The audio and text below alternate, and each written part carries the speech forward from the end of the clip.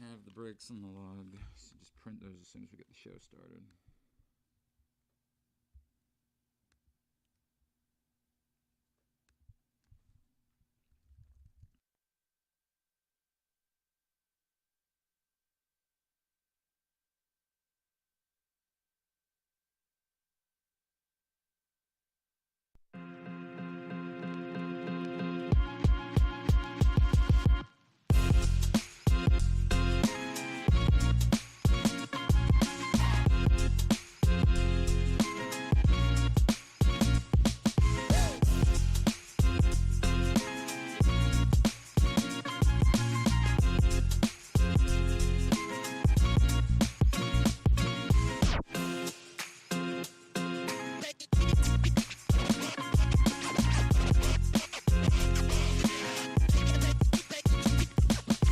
And good morning. It is a Monday edition of Glenn Clark Radio. I'm Glenn, he's Griffin, and our friend Carson Weekly is back with us.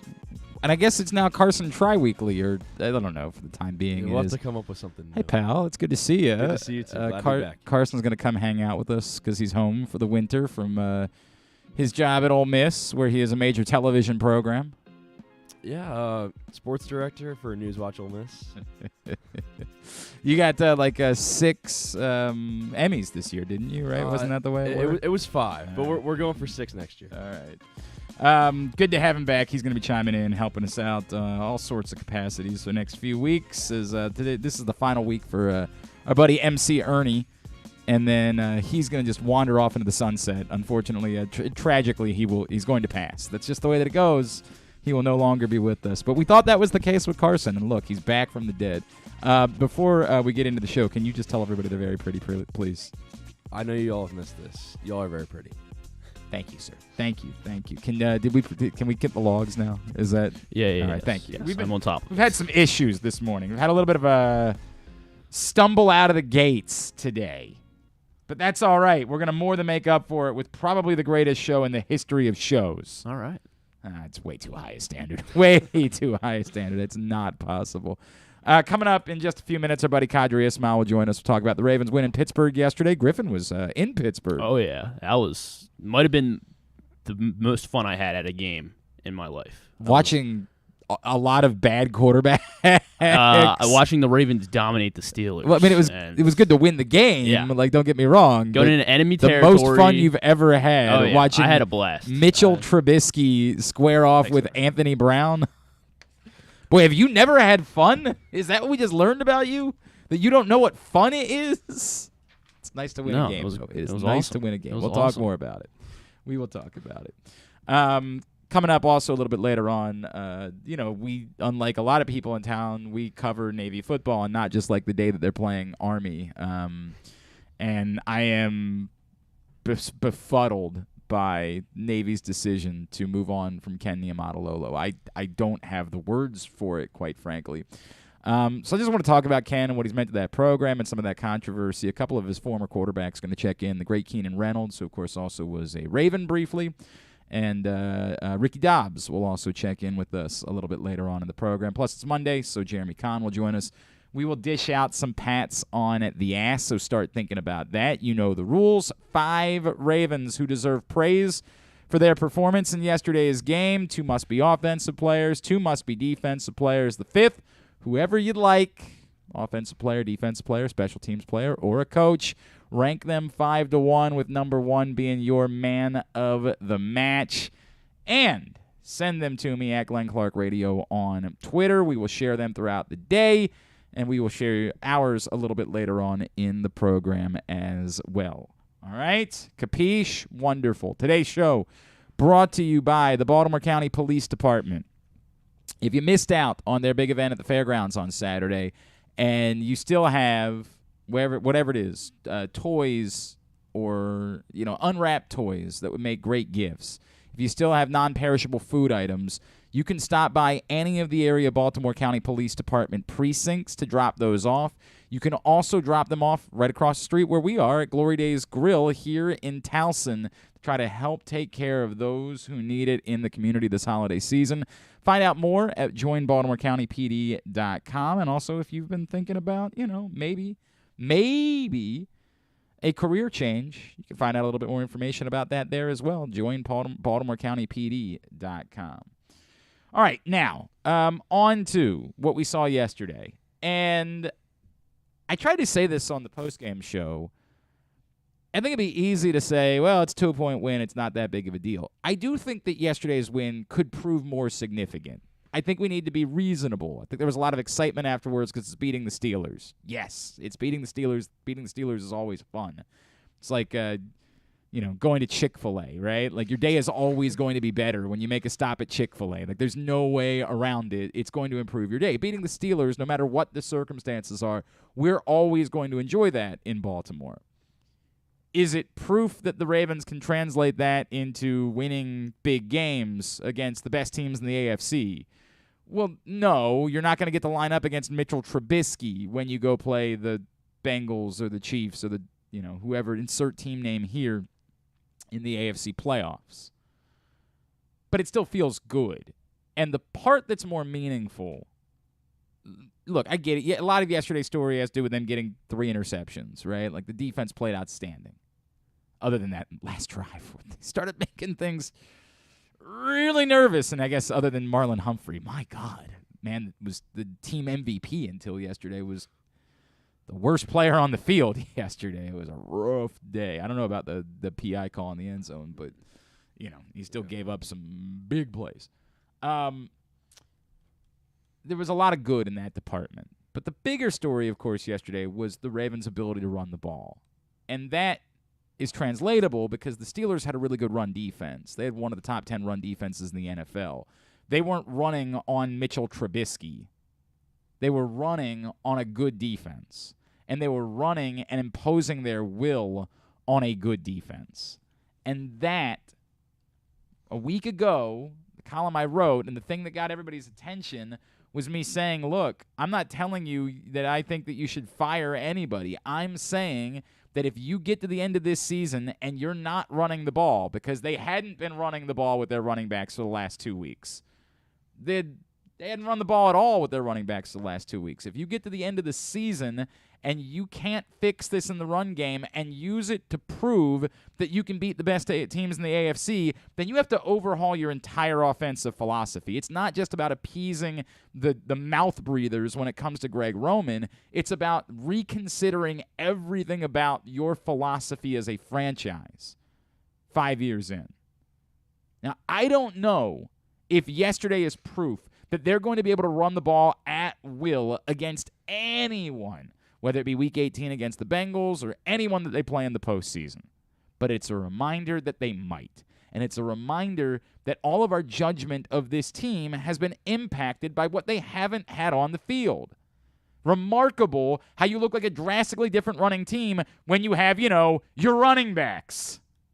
When you have your left tackle on the field. Your all-pro left tackle. They did that yesterday when they were trying to get by with Tristan Colon and Ben Cleveland playing at right guard. Imagine that, what you saw yesterday with Lamar Jackson and Kevin Zeitler on the field. And that's the reason why yesterday is a bit more exciting than your average 2-point win over a bad football team who had to play Mitch Trubisky.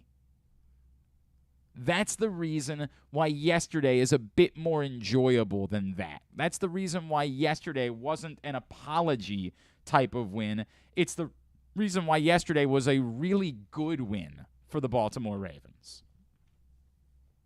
It means as much as you follow it up with.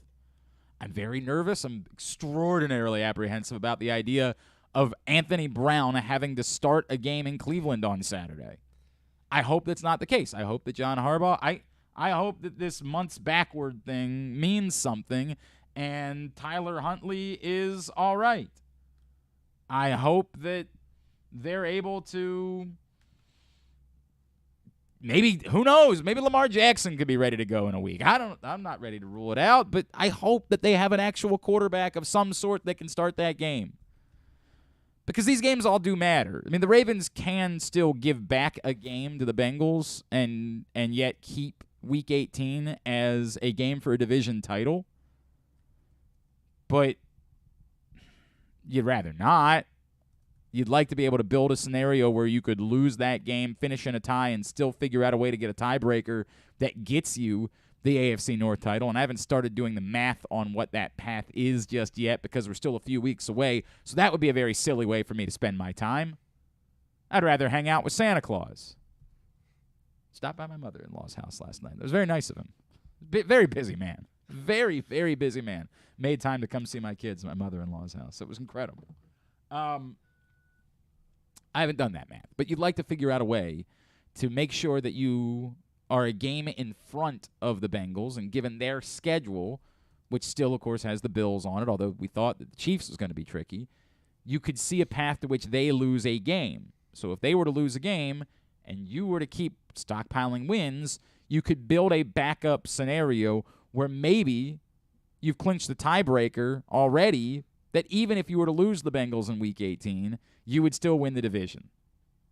Again, just not math that I've done just yet. I'm going to put Carson. You know what, Carson, congratulations. That's your first assignment. Okay, I'll come up with You all need the to figure scenarios. out the scenarios for what is the way that the Ravens could lose the Bengals in Week 18, finish with the same record, and yet still win the division. Still in the division. Because I just don't know. I got to be honest with you. Off the top of my head, I don't know what the next tiebreakers are. I'm going to find out. And I'm sure the games that that follow this still matter for determining those tiebreakers because it's probably conference record or something like that. They're like division or something. Whatever it is, that's your assignment. Okay. All right? I can You do got to that. figure out what the path is the Ravens having. If the Bengals were to lose a game, how the Ravens could clinch the division even before Week 18. Okay. Even if there's a scenario where they lose the game in Week 18, could they have already clinched the division by that point? All right? Okay. Okay, you're on it. That's I your can do first. that. That's your first assignment for So- being back for the winter. Sounds good. You don't have a computer. I have a computer. You but do it's have not- a computer. but it's not with me. Not smart. All right. There Not might smart. be a backup computer somewhere in this office. We will go on a search. Okay. Go on a search. I All feel right. like there's a rogue laptop Okay. somewhere in this building that can be used. I guess mine's in my backpack. Should I? Oh, you could wanna use that maybe one? you could use Yeah. Griffin's laptop. That yes, would also yes, work. that's my backpack. Very good. I would like to know that. And that is still something they should shoot for. But again, that to me is the big story of yesterday, is running the ball. Reminding everyone that it probably had as much to do with personnel as it had to do with teams figuring you out. And again, we all think that J.K. Dobbins didn't even look 100% yesterday and yet ran the ball extraordinarily well. We all think that, they would be better suited. They could still run the ball better with Lamar Jackson on the field.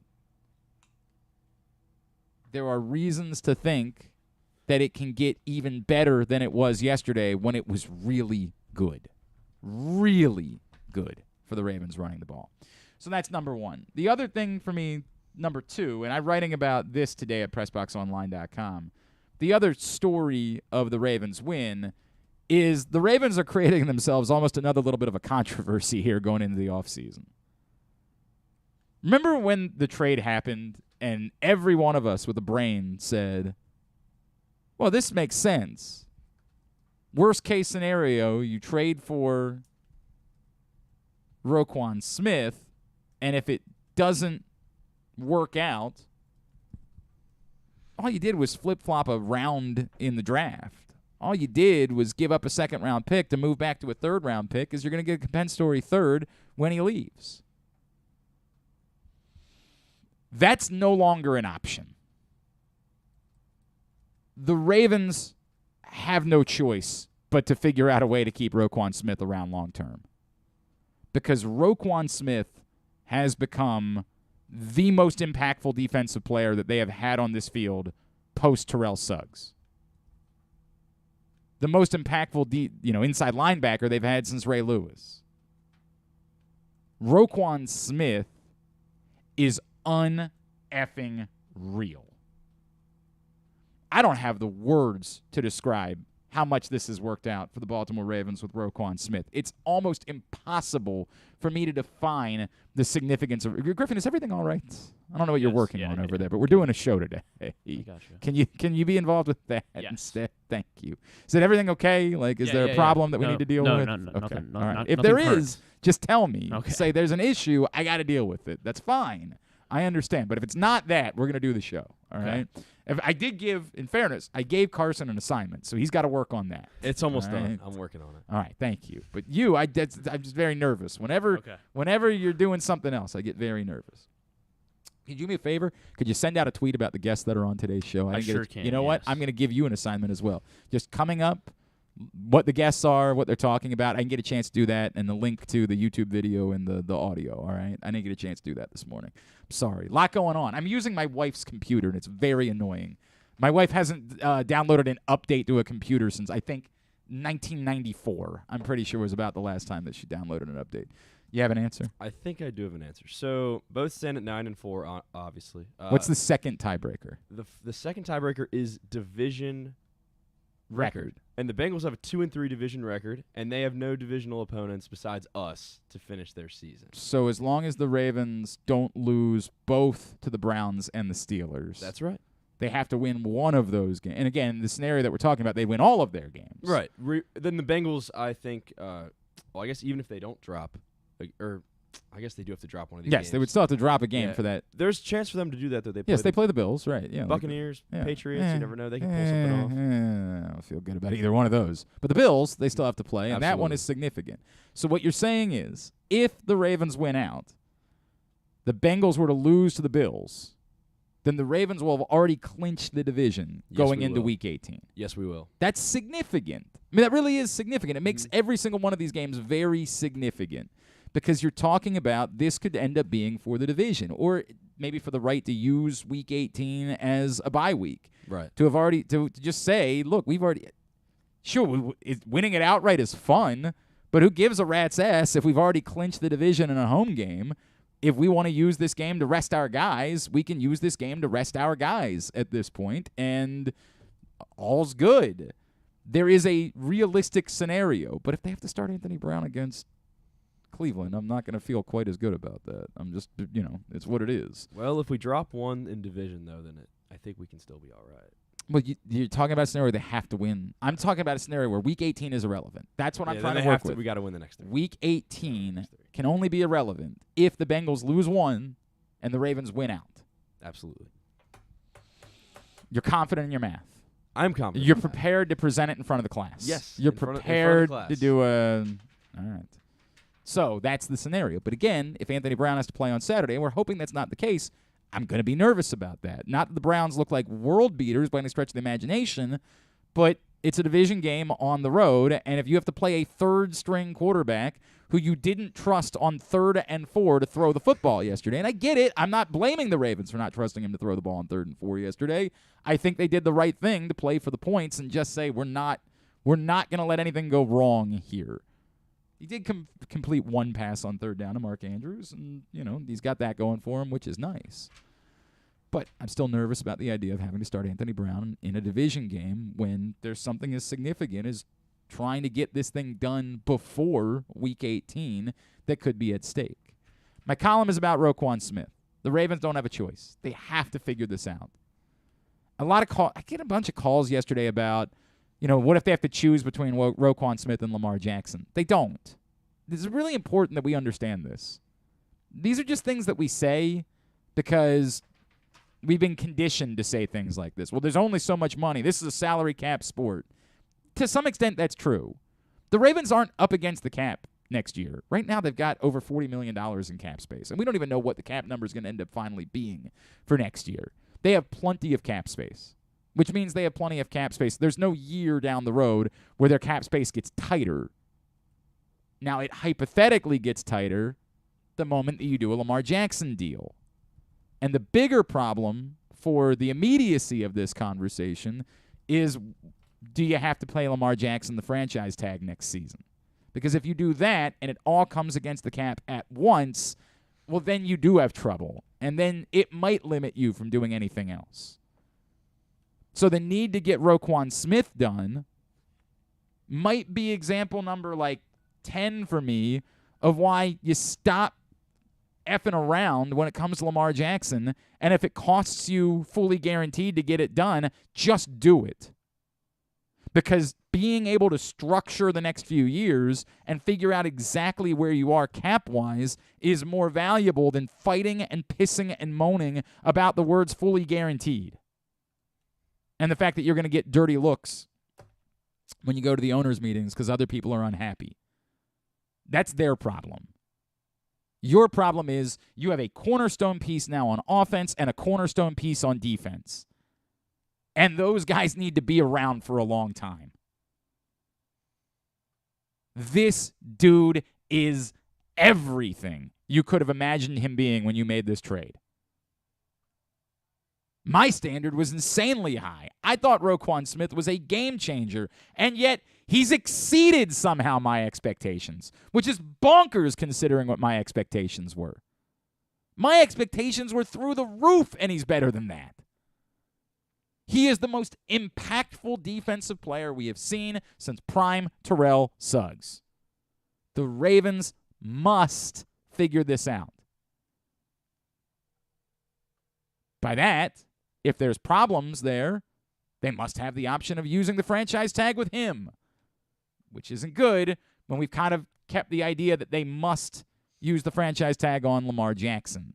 They have a problem, and they're going to have to give. Winning a fight about the words fully guaranteed helps them in no way. None. Zero. It gets you no closer to winning a championship. Getting a deal done and making sure you have one player and then that allowing you to keep the other goes a long way towards setting yourself up for success for the next half a decade plus. Write about it today at PressBoxOnline.com. They've created a problem for themselves. But that problem is they have a great football player on their roster. Another great football player on their roster. They had one, obviously, in their quarterback. Now they've got another great football player on their roster.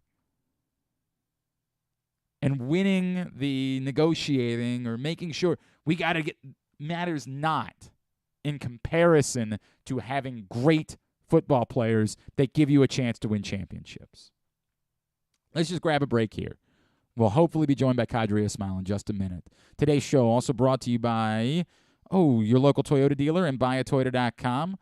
The Toyota Tacoma comes in a range of models and trim lines so you can choose the perfect Tacoma to reflect your unique personality and driving habits. Check out buyatoyota.com for deals on new Tacomas from your local Toyota dealer today. Glenn Clark Radio. Gambling can be a fun and entertaining experience, but there are risks involved. If you're planning on betting on the game at the casino or on your phone or computer, know your limit, stay within it. Set a budget and a time to stop. Remember, gambling isn't a financial solution, and it doesn't mix well with alcohol or drugs. Know the risks and have a plan before you begin gambling. For free and confidential services, call 1-800-GAMBLER 24/7 or go to helpmygamblingproblem.org. Experience the best in Kamado Grilling, a complete outdoor cooking appliance. The Ginsu Kamado Grill allows anyone to sear, grill, bake, and smoke all types of food. Designed for efficiency and function, the Ginsu Kamado Grill upholds the enduring legacy of the iconic Ginsu brand. The Ginsu Kamado Grill is perfect to cook all year round, is great for parties, and ideal for tailgating with your friends. Reserve your Ginsu Kamado Grill today at ginsugrills.com and get $100 off on your pre-order when you use the promo code TAILGATE. That's ginsugrills.com. Reserve yours today. Whether your focus is luxury and comfort, convenience and technologically advanced connectivity, or sporty performance and aggressive styling, we've got the perfect Highlander for you. Check out buyatoyota.com for deals on new Highlanders from your local Toyota dealer today. Join the Maryland Jockey Club at Laurel Park for Christmastide Stakes Day on Monday, December 26th. An exciting day of live horse racing awaits you with a whopping 6 stakes races worth $600,000 in prize money. Plus, enjoy a specially curated stakes buffet, a delicious hot chocolate bar, and hot cider cocktails. It may be cold, but Laurel Park has plenty of horse racing excitement, food, and beverages to keep you warm. Don't miss Christmastide Stakes Day at Laurel Park. Visit laurelpark.com for more info. Another Orioles season is in the books, and the Bat-Around was there every step of the way as the Birds posted their first winning season in 6 years. And after promoting 2 #1 overall prospects in Adley Rutschman and Gunnar Henderson, Mike Elias has said it's liftoff from here. Hi, I'm Paul Valley, and along with my co-host Zach Goodman, we'll be here every Saturday from 10 a.m. to noon all off season, discussing every signing, trade, and waiver claim as we navigate the cold winter months that lead to spring training. You can watch us at youtube.com/PressBoxOnline and Facebook.com/PressBoxSports, or listen live at PressBoxOnline.com/radio. And if you miss a show, you can find us anywhere you get your podcasts. So tune into the Bat-Around with Paul Valley and Zach Goodman every Saturday from 10 a.m. to noon right here at PressBox Sports. Need a last-minute gift for a kid in your life? How about a membership to the Retriever Kids Club? It includes free youth admission to all regular season UMBC home games, plus a t-shirt and a drawstring backpack. Membership is only $35. It's a great deal, makes a tremendous holiday gift. Visit umbcretrievers.com/kids club for more info. Membership is for kids 12 and under. The Retriever Kids Club. Find out more, umbcretrievers.com/kids club. If you can't listen or watch live, you can subscribe to the show via Spotify, Amazon, or Apple Podcasts. Leave a 5-star review while you're there. Or, if lying isn't your thing, we'll take a 3.5-star review too. Tyus Bowser Show returns tomorrow night. Tyus and his special guest will join us at the Hamilton Sports Bar and Grill on Harford Road. Hope that you will come join us as well. 7 o'clock tomorrow night. Although we had a huge crowd the last time, you might want to get there a little bit earlier. Find out more, PressBoxOnline.com/Bowser. The Tyus Bowser Show is a partnership of PressBox and Great 8's Memorabilia. It's brought to you by Maryland Vascular Specialists and the all-new Ginsu Kamado Grill. Our friend Qadry Ismail, of course, former Super Bowl champion wide receiver for your Baltimore Ravens. You see him on WJZ 13, and he's back with us this morning here on GCR. Qadry, good morning, my friend. How are you? What a happy purple morning it is. The Pittsburgh Steelers have gone downhill, and I can brag to my heart's content to all my friends who are Steeler fans. You know, it's amazing, Qadry. I was talking about this earlier. A week ago, the Ravens won by a point, and the city acted like it was melting down. This week, the Ravens won by 2 points, and it's one of the great wins in recent memory. Like, it's just sort of a weird way that beating the Steelers kind of works for everybody in this city. But see, the thing is, historically, you know it's going to be a close game, though. Yeah. So, you know, there is no, oh, it's a cliche. No, in this particular case, this is just straight up fact. Every time you play against your rival, the Steelers, throw out the records because you're going to have a battle back and forth. And who blinks first, that's the team that's going to lose. And so I think if it was another team, then, yeah, sure, you can probably have the flood of calls of negativity. But in this particular case, this one feels good. I think the biggest thing to me, why I think it was a really good win, Qadry, is because we know this team's path to doing something this season has to involve them running the ball. And the biggest issue the last couple of weeks was they weren't running the ball. Their running backs were doing nothing. To get J.K. Dobbins and Ronnie Stanley back out on the field, and we don't even think that J.K., you can tell me what you thought. He didn't even look close to 100% yesterday, and yet they gashed a good Steelers run defense. That's the type of thing that makes you believe if they can do that, get Lamar Jackson back still, get Kevin Zeitler back still, J.K. Dobbins could get, even better in the coming weeks. That's the type of thing that could translate when you face even really good teams in the AFC. Oh, no question. And I think the Ronnie Stanley effect was even larger than people realize. I think when he's in there, they're just a different football team, whether it be throwing the ball or whether it be running the ball. We know it's a run-first offense. We know that it's a tight end-centric offense. Love it, hate it, whatever. That's for you to debate. But the bottom line comes down to it. When they are healthy, and Ronnie is that key cog, they're a different ball club, and the running game can get to the second level. There was I got to look up the play, but it was such a non-football, like, in other words, it wasn't a splash play. So for the untrained eye, they're like, wow, that was such a good run. Right. Whereas when you see the nuance of it, you not only saw Ryan Stanley just sudden hands, boom, stun the DN that came across his face, stunned him from making a move towards the running back. But then as he was going, you could see where the linebacker was trying to come to the outside. It was either a linebacker or a safety, whatever, but then he just hits him right in his tracks. And it allowed for the patience of the running back to really allow the front side of the hole to open up and get to the second level. It's that has been missing, because normally you would have a guy knifing in, and by the time the running back sees it peripherally, there's nothing he could do, and it's a tackle for loss.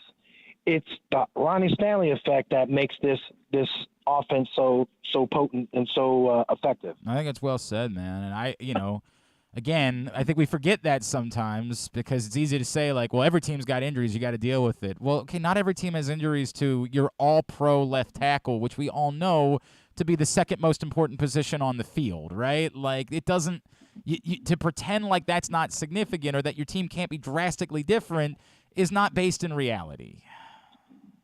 Somehow, some way, I think people – I'm realizing this year's fan base – so not trying to put it all on Qadry, and I did go third person. Yeah, I did. And by the way, I saw you were getting into back and forth with a few folks last week. I saw you were kind of getting a little combative last week.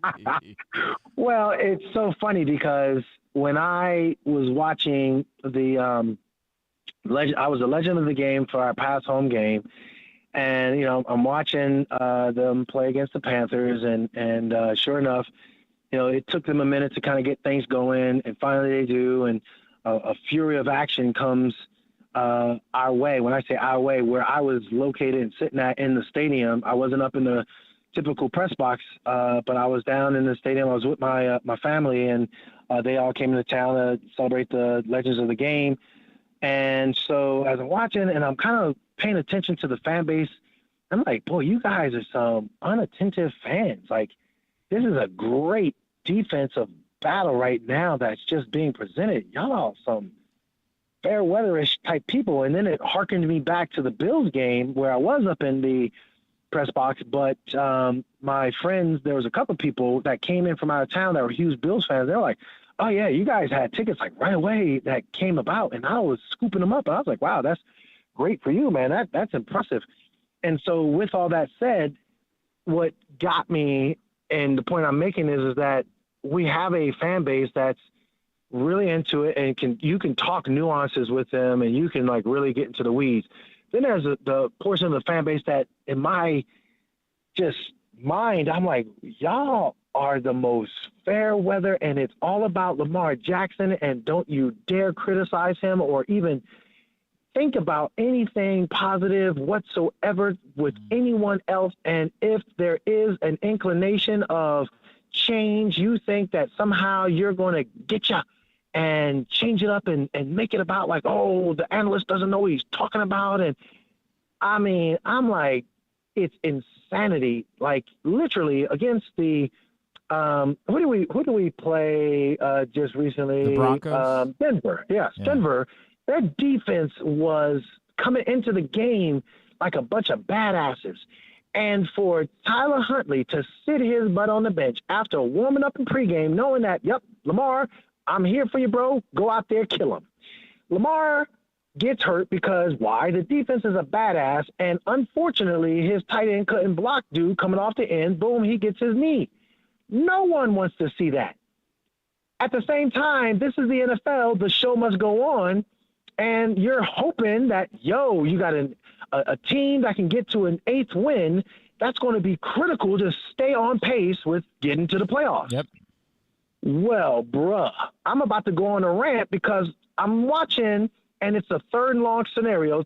Tyler, literally cold, off the bench, throws a comeback route, hits Duvernay. Duvernay doesn't pick up the first down. They punt the ball. But I was like, in that moment, I was like, oh, shoot. To throw a comeback route, Coles, and that's one of the hardest throws to make in football. He did it. He threw it accurately. Okay, I'm cool. Wow. Then he comes back on the field after our defense played extremely well, marches them down the field, and some of the plays he was making, I was like, okay, phew. I'm breathing a sigh of relief and saying to myself, Tyler Huntley is in command of the offense.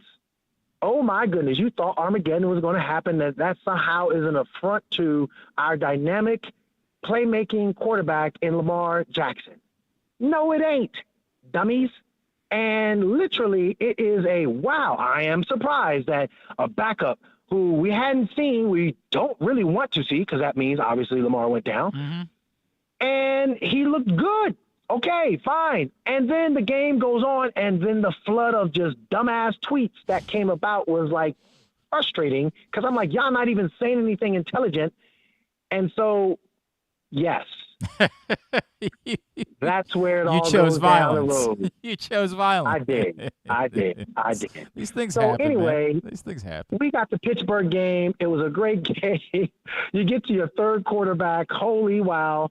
Amazing job. I mean, poise out the butt. But again, Ronnie Stanley, J.K., Gus, all of them. Heck, even Ben Cleveland, who, we weren't really sure what was what. He kind of showed up and showed out. And Tristan Colon showed up and showed out. So I think it was a really strong team effort and great win. He is Qadry Ismail. He's with us here on Glenn Clark Radio. Qadry, that said, look, there is a scenario where if the Ravens can win out and the Bengals were to, say, lose to the Bills, the Ravens could actually clinch the AFC North even before that Week 18 matchup. But they got to win out to do it. How nervous would you be if they had to start Anthony Brown in Cleveland on Saturday? I harken back to Tua Tagovailoa and the protocols that were put in place to protect the athlete from himself. And as long as they feel they've gone through the necessary protocols, the idea of a short week, John Harbaugh in his press conference no, that applies to a Thursday night game. So if you had a concussion, Thursday night game, you're not playing, but this is Saturday game. And so therefore it brings to a different level of protocols. And if he feels good, then I'm like, okay, cool. Let him go out there and play. Okay. All right. I mentioned that J.K. Dobbins didn't even look quite 100%. You, of course, understand the human body far better than I. And I, of course, don't understand it at all, as you can tell from all the years that you've known me. So tell me about what you saw in J.K. Dobbins, and is there – I mean, he acknowledged in postgame, to your point, that, he wasn't quite all the way there yet. Can he get there? Can he get to the point where – in 4 weeks, if he breaks one off the way they did on that 44-yard run, there's no chance that anybody's catching him. He's taking that to the house. So fanboy-wise, I would say I hope so, and yes, he can. From a training aspect of things and how I look at the way the body moves and all that, I would say, boy, it would be highly improbable. That doesn't mean it can't happen. It would be highly improbable. Does that make sense? I mean, it makes sense, but I'm saying that, acknowledging again that I don't know what the difference is, right? Gotcha. So here it is. Like when he broke through the line of scrimmage, we're talking. There's the three muscle groups: the slow twitch, fast twitch, super fast twitch. The super fast twitch muscle fibers. That's where the secret sauce of all really strong, awesome movement comes in. Why? Because when you have those muscles firing, I mean, the synapses, everything is really going. The myelin sheath is at its zenith, and you got to be on point. And so any compensation, your body is going to protect itself, and it'll send off those pain receptors. And next thing you know, your body kind of just protects itself. It'll not be as well. And when he got through the line, maybe around 20 yards, he felt really good. But when that next gear and that next set of super fast twitch muscle fibers should have kicked in, that's where you see the compensation patterns. So there were some compensation patterns. I'm like, oh boy, I get it. One of my other colleagues, he was like, yeah, man, we kind of had geeked out. I won't bore you guys, but we were talking, the anatomy of him running and moving. And yeah, I mean, it's highly improbable because it's a violent game. It's a collision sport. And it takes an awful lot to really, really, truly get up to speed. However, take my hat off to him that, he listened to his body and was able to at least put himself in that position by, taking a big risk and doing the surgery, which in the grand scheme of things, yeah, a JK out there is better than no JK out there. There's no doubt. That was plenty clear yesterday. Qadry, over on the Fan yesterday on our postgame show, we had somebody who called in and said that Roquan Smith is the second coming of Ray Lewis, and I said, let's ease up on all that. But then I got back and I started thinking about it. There is something there where, like, this dude to me is the most impactful defensive player the Ravens have had since prime Terrell Suggs. Like, there is something about this cat and the way that he changes the defense and the way that he can wreck football games. I joked on Twitter they should give him a fully guaranteed contract this offseason. It's only half a joke. Like, they appear to have. You gonna go ahead and get them? I know. You know the Lamar Jackson people. They don't. By the way, I'm not opposed to doing both. I'm like, it ain't my money. Like, give them all fully guaranteed contracts. You're talking to a logical person that can hear what you just said. I know. I'm not opposed to doing both. All they're going to do is clip the part off. I know. And they just want to say, "Oh my God, you're hating on Lamar." They want to fight. No, like this dude. Right? Really, to me, it's that you have cornerstone pieces on both sides of the football right now. I don't know how to put into words how special Roquan Smith is and what he's brought to this football team. So I was hoping that you could do that, and the significance of the Ravens having this type of player in their prime and making sure that you keep that to be that centerpiece of your defense moving forward.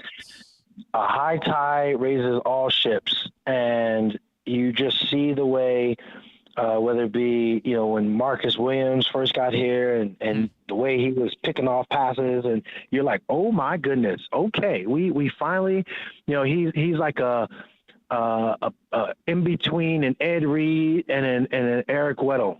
Then you look at what Eric DeCosta did in getting Roquan and just the immediate impact that he made. He reminds me of he's a younger, better version of Darryl Smith, and then time will tell if he can reach the heights of 52. Mm-hmm. Now, the Terrell Suggs thing, boy, Terrell had the sense and the flair for the dramatic. That's what I think made Terrell Suggs so incredible. Like, he would just, oh, buddy, the lights are on, and I need to make a play, and he would make it. And I think that's where, you're spot on with that. And I think for, Roquan, he's in that camp. And I think where Patrick Queen comes in, here's a guy, I think he needs to be a dynamic duo type of a player. And it's cool, and it's awesome. And I'm glad that he has a running mate the level of a Roquan Smith, and it all just works. It all comes together. And I think Coach Orr on the sideline, you could see where his coaching them up every time the camera goes their way, and he's like really getting into it. Here's a former player who, like, he's like drooling because he's like, yeah, okay, now, because you can really get into the weeds with it and really say, okay, here's what the team or the Steelers are doing, and here's what this scenario in this formation, and here's what to expect. And, both guys are just locked in. And I think, again, it just really just heightens everything around you for the positive. It's unbelievable, man. Like, this dude has been as advertised and somehow maybe even more, which is incredible considering what the hype was surrounding him. All right, let's remind everybody about missile training. What do people need to know? Yeah, they can go to my website, missiletraining.com, and check it out. And it's pretty cool because it doesn't matter your age, from 7-year-old all the way up to 84.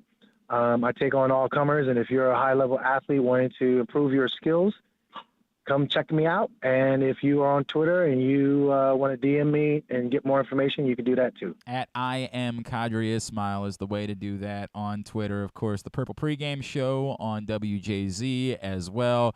Qadry, Merry Christmas to you, to your family. I have no doubt we'll be catching up again in a couple weeks. Always appreciate you, my friend. Thank you for taking the time for us. Absolutely. Appreciate you having me on as always. It's Qadry Ismail, Ravens Super Bowl champion, and, of course, now with WJZ. Appreciate him taking the time for us. Today's show is also brought to you by the all-new Ginsu Kamado Grill. It is the perfect ceramic grill for home or for tailgating. For you to grill, bake, smoke, sear, whatever it is that you've got, it makes a tremendous holiday gift. Someone in your life would be far happier with a Ginsu Kamado grill than whatever random-ass shirt you're going to see at the store today and say, I forgot to get Dad a gift. No offense. I'm sure he will pretend to love that shirt. I'm sure he'll even go out of his way to try to wear it sometime when you're around to make you believe that you got him a hell of a gift. Trust me when I tell you, he'd rather have a Ginsu Kamado grill. And you can save $100 when you use the code TAILGATE at ginsugrills.com right now when you go and put your order in again. ginsugrills.com. Use the code TAILGATE and save $100. And while we're at it, since we're trying to help people save, keep in mind, with sports betting still in its infancy, hit that under 4 total touchdowns, and Ravens Steelers was, it was a big win for me because I had some other things that maybe didn't go quite as well. That was a big win. If you are still thinking about signing up, if you maybe sign up in one place, but you wouldn't mind getting some great offers from another place, like, $100 in free bets from Barstool after you place your first $10 bet, or up to $1,500 in risk-free bets from Caesars, go right now to PressBoxOnline.com/offers and take a look at all of those great offers that are available to you. Free money, free bets, free, all great, I think yesterday there was somebody else was running like a 1+ passing yards thing yesterday. That these are the types of things that you will not be able to take advantage of forever in the state of Maryland because, again, they'll just move on to another state where they pass a mobile betting law and they'll forget about us. So take advantage of them now when you have the opportunity. PressBoxOnline.com/offers. News that was quite bothersome to me yesterday. Of course, Army-Navy was Saturday, 2 overtimes, Army defeats Navy. And then yesterday the news comes out that Navy would not be retaining Ken Niumatalolo as their football coach after 15 years. And I think you guys know exactly how I feel about Ken Niumatalolo. And I know how our guests that are going to join us this morning feel about the man as well. And I just wanted to take a few minutes to talk about that. Joining us now, former Navy quarterback, a man who I'm still convinced might end up being the president of this country at some point. It's a pleasure to welcome back to the show Mr. Ricky Dobbs, who's with us now here on GCR. Ricky, it's Glenn in Baltimore. It's great to chat with you. It's not so great to chat about this particular subject, but truly appreciate you taking the time for us this morning. Oh, yeah, no problem. Thank you for having me, and it definitely is a bummer. Man. It just hurt my heart yesterday when I got that. You take me through that, right? Like, I guess let me just start. Can you explain to people what Ken Niumatalolo means to you and to the entire Navy football brotherhood? So Coach Niumat, he started his tenure with guys in my era. He was an offensive line coach back in the Paul Johnson era. And he was assistant offensive coordinator then and offensive line. And he was known to have a quick temper, but he never cussed at you. But at the same time, the way his temper was, when he gets on to you, it feels like he just cursed you out. But all of us love him. It was like when we transitioned from Paul Johnson, who was completely like hard-nosed, get in your face, don't care about, don't care too much about your feelings at that moment when he says whatever he says.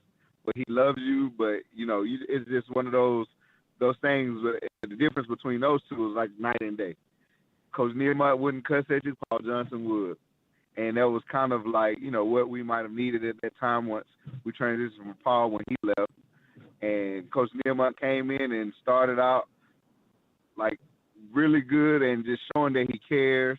And one of the things that, he stood on was, never cutting corners and making sure that everybody just did the right thing. Because if you do the right thing, then everything kind of falls in place. So he was like a perfect fit in what you would want as a head coach for Navy, because it helped us shape, like, when we get out of football, you have some coaches that could come to service academies that probably they don't care, and they just worry about football and that's it. But Coach Niumat, he cared about us within Bancroft Hall, like all the kids, like within our studies, our military training and all that stuff. So he kind of grew on us and helped groom us to be better men on the football field and in the military. And by the way, while doing an awful lot of winning in the process. Like, it wasn't trading one off for the other. That's right. Both of them came at a really high level.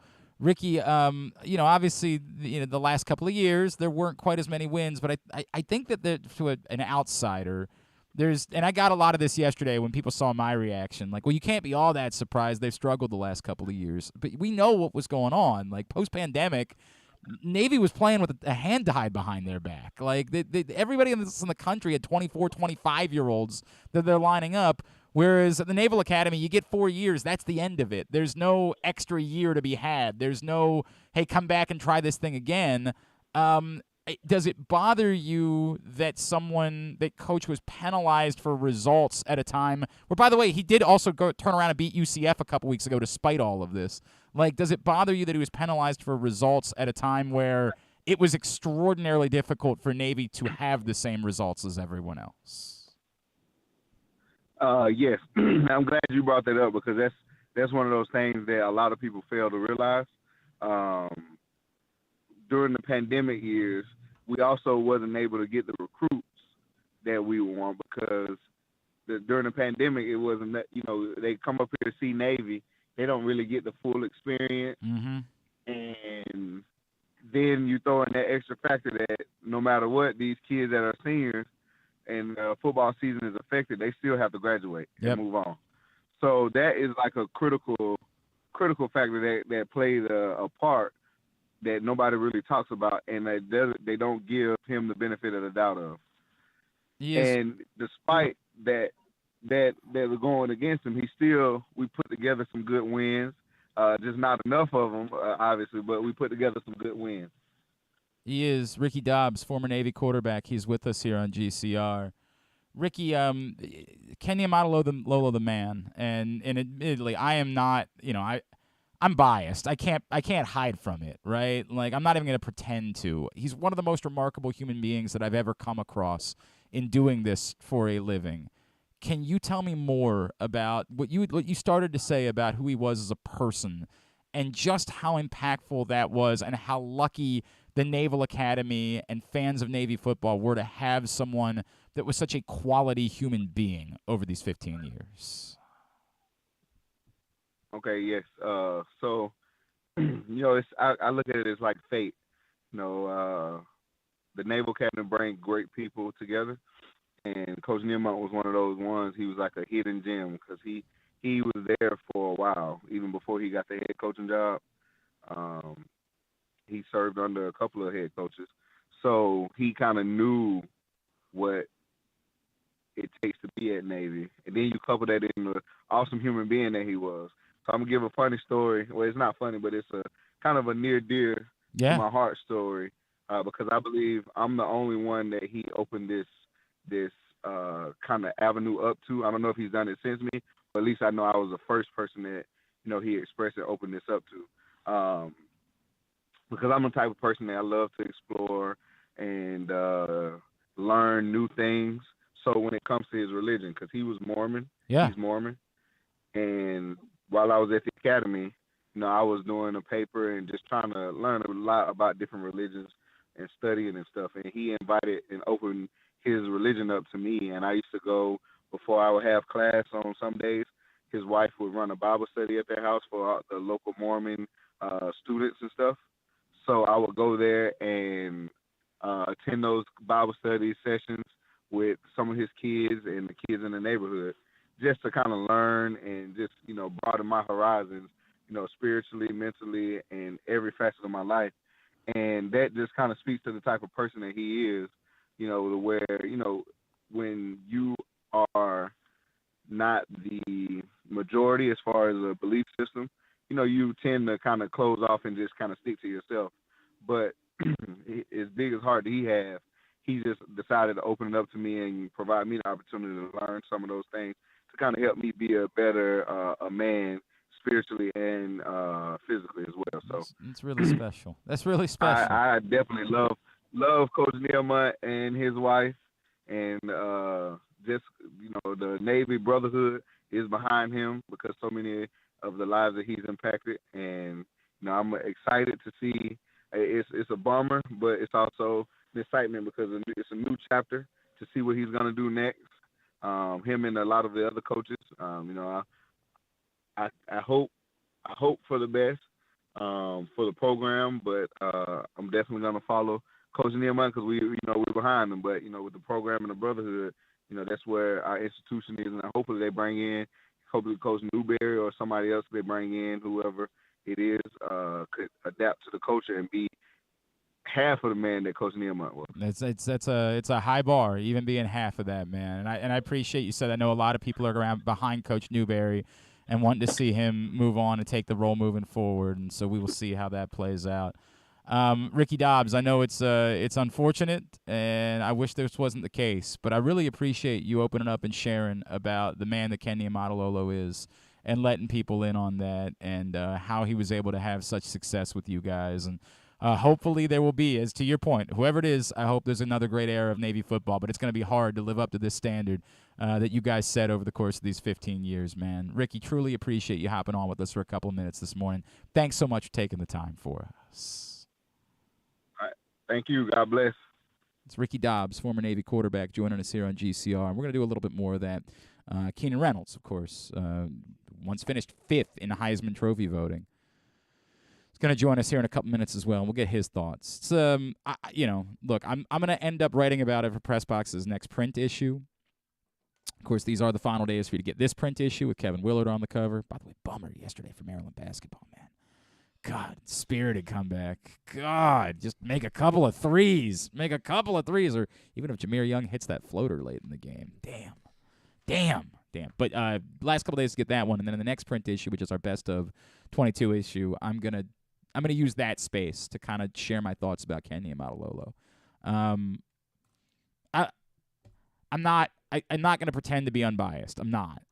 I think you guys know that from listening to the show and all of the many conversations we've had with Ken Niumatalolo over the years. He's one of the most impactful humans I've ever come across in what it is that I do for a living. He is amazing. And I get it. It's lazy throwing out they haven't won quite the same way the last couple of years. If you don't understand what's happened in comparison, I get it. And I wrote a column about that a couple weeks ago after the Notre Dame game. I said it's easy to not understand what's going on because why would you be paying that close of attention? All you look at is the results. So it's easy to miss that they're literally playing with a hand tied behind their back. Well, everybody else in the country has 5th, 6th, 7th year guys. Stetson Bennett is like 40 years old. He's older than some starting quarterbacks in the NFL. He's definitely older than some starting quarterbacks in the NFL. He's older than a number of starting quarterbacks in the NFL. He might still be older than Joe Burrow. Lamar close. Jackson is what I meant to say, because Lamar Jackson was always younger than Joe Burrow was the bit. Like, Stetson Bennett might be older than Lamar Jackson still. I don't have to think about that for a second. No, he's not, but it's close. It's close, very. It's close. They don't do that at the Naval Academy. Even when they lined up to play Delaware this year, you could see it was men on another side in a Delaware game. It's infuriating. The crapshoot game on Saturday. I hope the best for the Naval Academy. I am extraordinarily appreciative of Ken Niumatalolo. We'll talk more about it with Keenan Reynolds here in a minute. Hour number 1 of today's show is in the books. Stan the Fan later on today. He and Ross Grimsley are going to catch up with Rich Dubroff, BaltimoreBaseball.com, recap the winter meetings, which did not prove to be very fruitful for the Baltimore Orioles. What could still be done? What could still happen? They'll talk about all of that a little bit later on today. Facebook.com/PressBoxSports is where you'll be able to see it. If you miss it live, you can watch it. YouTube.com/PressBoxOnline or PressBoxOnline.com/video. A little bit more about Ken Niumatalolo with Keenan Reynolds next. It's Glenn Clark Radio. Join the Maryland Jockey Club at Laurel Park for Christmastide Stakes Day on Monday, December 26th. An exciting day of live horse racing awaits you with a whopping 6 stakes races worth $600,000 in prize money. Plus, enjoy a specially curated stakes buffet, a delicious hot chocolate bar, and hot cider cocktails. It may be cold, but Laurel Park has plenty of horse racing excitement, food, and beverages to keep you warm. Don't miss Christmastide Stakes Day at Laurel Park. Visit laurelpark.com for more info. Come experience Maryland's #1 sportsbook this NFL season at the FanDuel Sportsbook at Live Casino and Hotel, the ultimate place for any sports enthusiast. Take advantage of our 24/7 kiosks, massive video screens, and watch all the action from the best seat in the house. With more money paid out than anyone around, make every moment more at the new FanDuel Sportsbook at Live Casino and Hotel in Hanover, Maryland. Please play responsibly. Gambling problem? Please call 1-800-GAMBLER or visit mdgamblinghelp.org. The weather outside is really unpleasant, so it's time to warm up with some comfort classics this winter at your neighborhood Glory Days Grill. Try the Twisted Ribs and Wings combo. It's 2 full pounds of meat, the mac and cheese bites, Mr. Richards meatloaf, the citrus salmon, the winter spinach salad, and for dessert, here's internet radio personality Griffin Bass to tell you about the bourbon butter cake. Oh my God, it's so good. Pair it with a blood orange bourbon cider or a devil's backbone cranberry smash. Place your order now at glorydaysgrill.com. Glory Days Grill, great food, good sports. That first sip. That first bite. Start your day off right with a delicious breakfast at Royal Farms. Choose from a fantastic selection of fresh Royal Farms breakfast sandwiches and top it off with a rich hot cup of the freshest coffee in the world. At Royal Farms, breakfast is available day and night. It's the freshest breakfast in the world. Real fresh, real fast. Royal Farms. Stan the Fan here, welcoming back one of my favorite sponsors, the Costas Inn. And everybody around Baltimore knows the Costas Inn is a great place to go and grab crabs, steaks, salads, soups, whatever's on your mind to eat in person. But did you know that the Costas Inn has upped their game? They are now one of the premier takeout places in Baltimore. Give them a call now to order your food, 410-477-1975. That's the Costas Inn over 4100 North Point Boulevard. Looking for a simple holiday meal? Try Chick-fil-A Catering. From Chick-fil-A nuggets to mac and cheese, enjoy a variety of tray options sized perfectly for your get-together. Order through the Chick-fil-A app and bring smiles to your family gathering. Availability and order requirements vary. See restaurant for details. Tune in to Simply the Bets every Tuesday and Weekend at Bookies every other Thursday at 11:40 a.m. And if you really have nothing better to do, keep listening to this show, too. All right, I want to talk about 2 things really quickly. One, because Carson Weekly just reminded me about it. Grab the calendar real quick if you don't mind. The Boys of Hamden calendar is available right now. Boys of Hamden, no, do not show the picture. They have to purchase that, but hold the front of the calendar up to the camera if you don't mind. That's what. You don't get to see the sexy picture of myself and Stan the Fan Charles unless you purchase You got to pay for that. the calendar. Yes, there's no teasers around here. boysofhamden.com. All the proceeds go to the Hamden Family Center. It's a lot of fun. There's a few guys in there, by the way, that I don't think should be in there. They're way too good looking to be in that calendar. Then there's guys like me and guys like Stan. So it's a lot of fun. The Boys of Hamden calendar, again, boysofhamden.com to order yours today. And please do that because the proceeds benefit the Hamden Family Center. And with that in mind, we are still trying to lift up the Helping Up mission as well. And we still have a lot of you that signed up for the Bowl Pick'em that haven't gotten in yet. I would really appreciate if you did that so that I could have a reflection of how many people. I haven't done a great job of keeping track of it. But the point is, I know we still have room in our college football Bowl Pick'em contest. It's a charity 50-50 contest. 50% of the pot will go to the winner. The other 50% goes to the Helping Up mission. So it's very simple. It's very easy. By the way, I've also had people tell me, well, it's really hard to pick college football bowl. That's the point.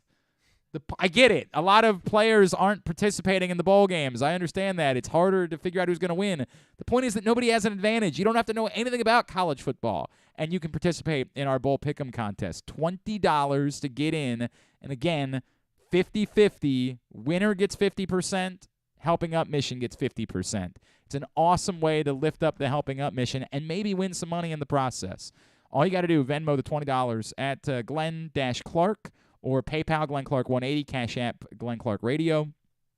Get in $20 and we will get you into our Bowl Pick'em contest. And the games start on Friday, so we got 4 days to fill this thing up and raise as much money as we can for the Helping Up mission. Cool. Let's continue to discuss what I'm not a fan of, which is Navy football moving on from Ken Niumatalolo. Of course, our next guest, finished 5th in Heisman voting just a few years ago, was one of the great players in the history of the Naval Academy, also was a Baltimore Raven for a bit. It's always a pleasure to welcome back to the program Mr. Keenan Reynolds, who's with us now here on GCR. Keenan, it's Glenn in Baltimore. It's always good to talk to you. I wish this wasn't what we were talking about, but really appreciate you taking the time for us this morning. Hey, Glenn, how you doing? Yeah, hey, Keenan, I apologize. We just got to fix that. We got a little bit of a issue with the phone. We'll get that fixed, and we'll get right back to Keenan Reynolds here on GCR. Of course, former Navy quarterback checking in with us after Navy announces they're moving on from Ken Niumatalolo. Keenan, I apologize for that, man. It's great to hear from you. Thank you for taking a couple of minutes this morning. No problem. Can you guys hear me good? Yep, we got you good, man. Can you just take me through your emotions? You get this news yesterday. What runs through your mind? Yeah, I actually woke up from a nap, and I had, several messages on my phone, missed call, kind of laying out the news, and I was a bit shocked. I think that it's just a sad weekend for the entire Navy football brotherhood. Just obviously with the way the game went, how we lost, and then the follow-up the next day with Coach Niumat being let go. I think anybody who's been on social media has seen the outpouring of support from other coaches, from former players, current players. I mean, it's just been incredible to see. I think it just shows the type of man that, a lot of people felt Coach Niumat was and who he was. For me personally, he gave me my shot, in the biggest game of the year against Air Force. I mean, he definitely could have decided to go with what was more comfortable, but he decided to put a freshman out there on the road in the fourth quarter down, and that's the ultimate faith that somebody can put into you, and forever grateful for that opportunity. And, obviously the things that we were able to accomplish as a team over my career. The men he's mentored, obviously the things that he taught went beyond football. It wasn't just how to play better on the field. It was how to be a better officer, how to be a better man, husband, father. He exemplified all of those things. So very sad day. But, I think everybody also understands that, college football is a business, and sometimes it's a vicious business. And, I definitely have some not so pleasant experience with the business of football. So I understand what it's like. And I would say that, to the fans that may have been like wanting this to happen, or people who may have, negative things to say about how, the offense may or may not have looked over the last few years, I just want to remind folks, and I talked about this on our podcast, was just like, this is a human on the other side of this, right? That has people depending on him, that has, bills to pay, people to support. And I liken it to somebody coming to your job and saying, well, you didn't do so hot on your quarterly report, so I think we're going to let you go, and us celebrating that and calling for that action. So I try to remind people that, despite what we want to see on the field, how competitive we are, how we want to win, I think it's important to know that there are humans on the other side of this, and these things, relationships were built, 25 years in the Naval Academy is a long, long time. Seen a lot of different things, and it's become kind of synonymous with Navy football. So it's a tough day, but, unfortunately, it's just part of the game that we love and we play. You bring up the Believe in Navy podcast that you and Eric do with Bill Wagner from the Capitol. And, Keenan, I'm sure you guys have talked a lot about this, which is, yes, there have been people that have pointed out, hey, it hasn't been quite as overwhelming the last couple of years. But I think and can explain to people better than I can the difficulty and how much maybe Navy, unlike almost anybody in the country, including like Air Force, where they kind of bent the rules in order to allow for there to be fifth-year players, where Navy was truly hamstrung in what they had to do post-pandemic. Players can't stick around past 4 years. You're going up against fifth, sixth, seventh-year guys, and it's a serious disadvantage that they were at the last couple of seasons. No doubt. We've had really, really tough schedules the last couple of years, the toughest, in the country. And, you brought up a great point about the seniors. Our senior class was gutted by the pandemic, and we only had 4 starters on both sides of the ball total. So, a lot of things contributed to, some of the results from the last couple of years used. But I think coming next year, you have an easier conference schedule. You're going to get more experienced guys. I mean, a lot of guys. I was on the sideline before the game, and I was talking to Director of Recruiting Marcus Thomas, and he was just telling me about different guys. And I'm like, what, is he a senior? Is he a junior? He's like, no, he's a sophomore. You know what I'm saying? So, like, there's a lot of guys that started that are underclassmen. Haven't even signed a 2 for 7 yet. So I think that this team over the next couple of years is going to take off. I think they have a great foundation in place. But, you know, at the end of the day, we can come up with a million reasons. But, you know, like I said, with this game and with this business, nobody really wants to hear the excuses. They just kind of want you to do it despite of. And I know Coach Niumatalolo knows that, and everybody that's in that program understands that. So it's unfortunate and it's not fun, but you know, we got to find a way to win, regardless of the different pieces of adversity or hurdles that are put in front of us as a program. Keenan Reynolds is with us here in GCR, and I apologize. That was the old name of the podcast. It's the Navy Football Podcast now. I'm so sorry, Keenan. I want to make sure I get that right. The Navy Football Podcast. Keenan, what you alluded to a minute ago about Coach Ken, and I don't pretend to be unbiased about this. He's one of the most remarkable men I've ever dealt with in what I do, and I've been doing this for a long time. How do you explain someone who was so successful as a coach, but yet also such a quality human being? It feels like, unfortunately, in this business, oftentimes you kind of either get one or the other, right? Like you don't typically get someone who checks so many boxes. How was Coach able to be so successful and yet still be the type of human being and the leader of men that everyone that played for this man has described him to be? You know, I think a big part of that is his faith. I mean, he is so rooted in his faith and who he and what he believes, and I think that kind of drives the way that he interacts with people. I think he truly cares about the people that play for him, which is something that you really can't say too much of in today's landscape of college football. To have a coach who cares beyond the wins and losses, and that has been battle tested through adversity, the ups and downs. You know, he was at Navy before we got, before we were good, before we had a unprecedented run of success. So he's seen the good and he's seen the bad, and he understands what it takes to win. He also understands the type of people that you need to have to win, and he's fostered that culture for so many years. And I think all those things kind of combined allowed him to be who we see him as today. How much did he impact you as a man beyond, you talk about him giving you the chance. That decision paid off pretty well for him, by the way, Keenan. Like, it worked out at a pretty historic level, letting you be the quarterback of this football team. But how did he impact you as a man, going from where you were as a teenager to who you've become as a person?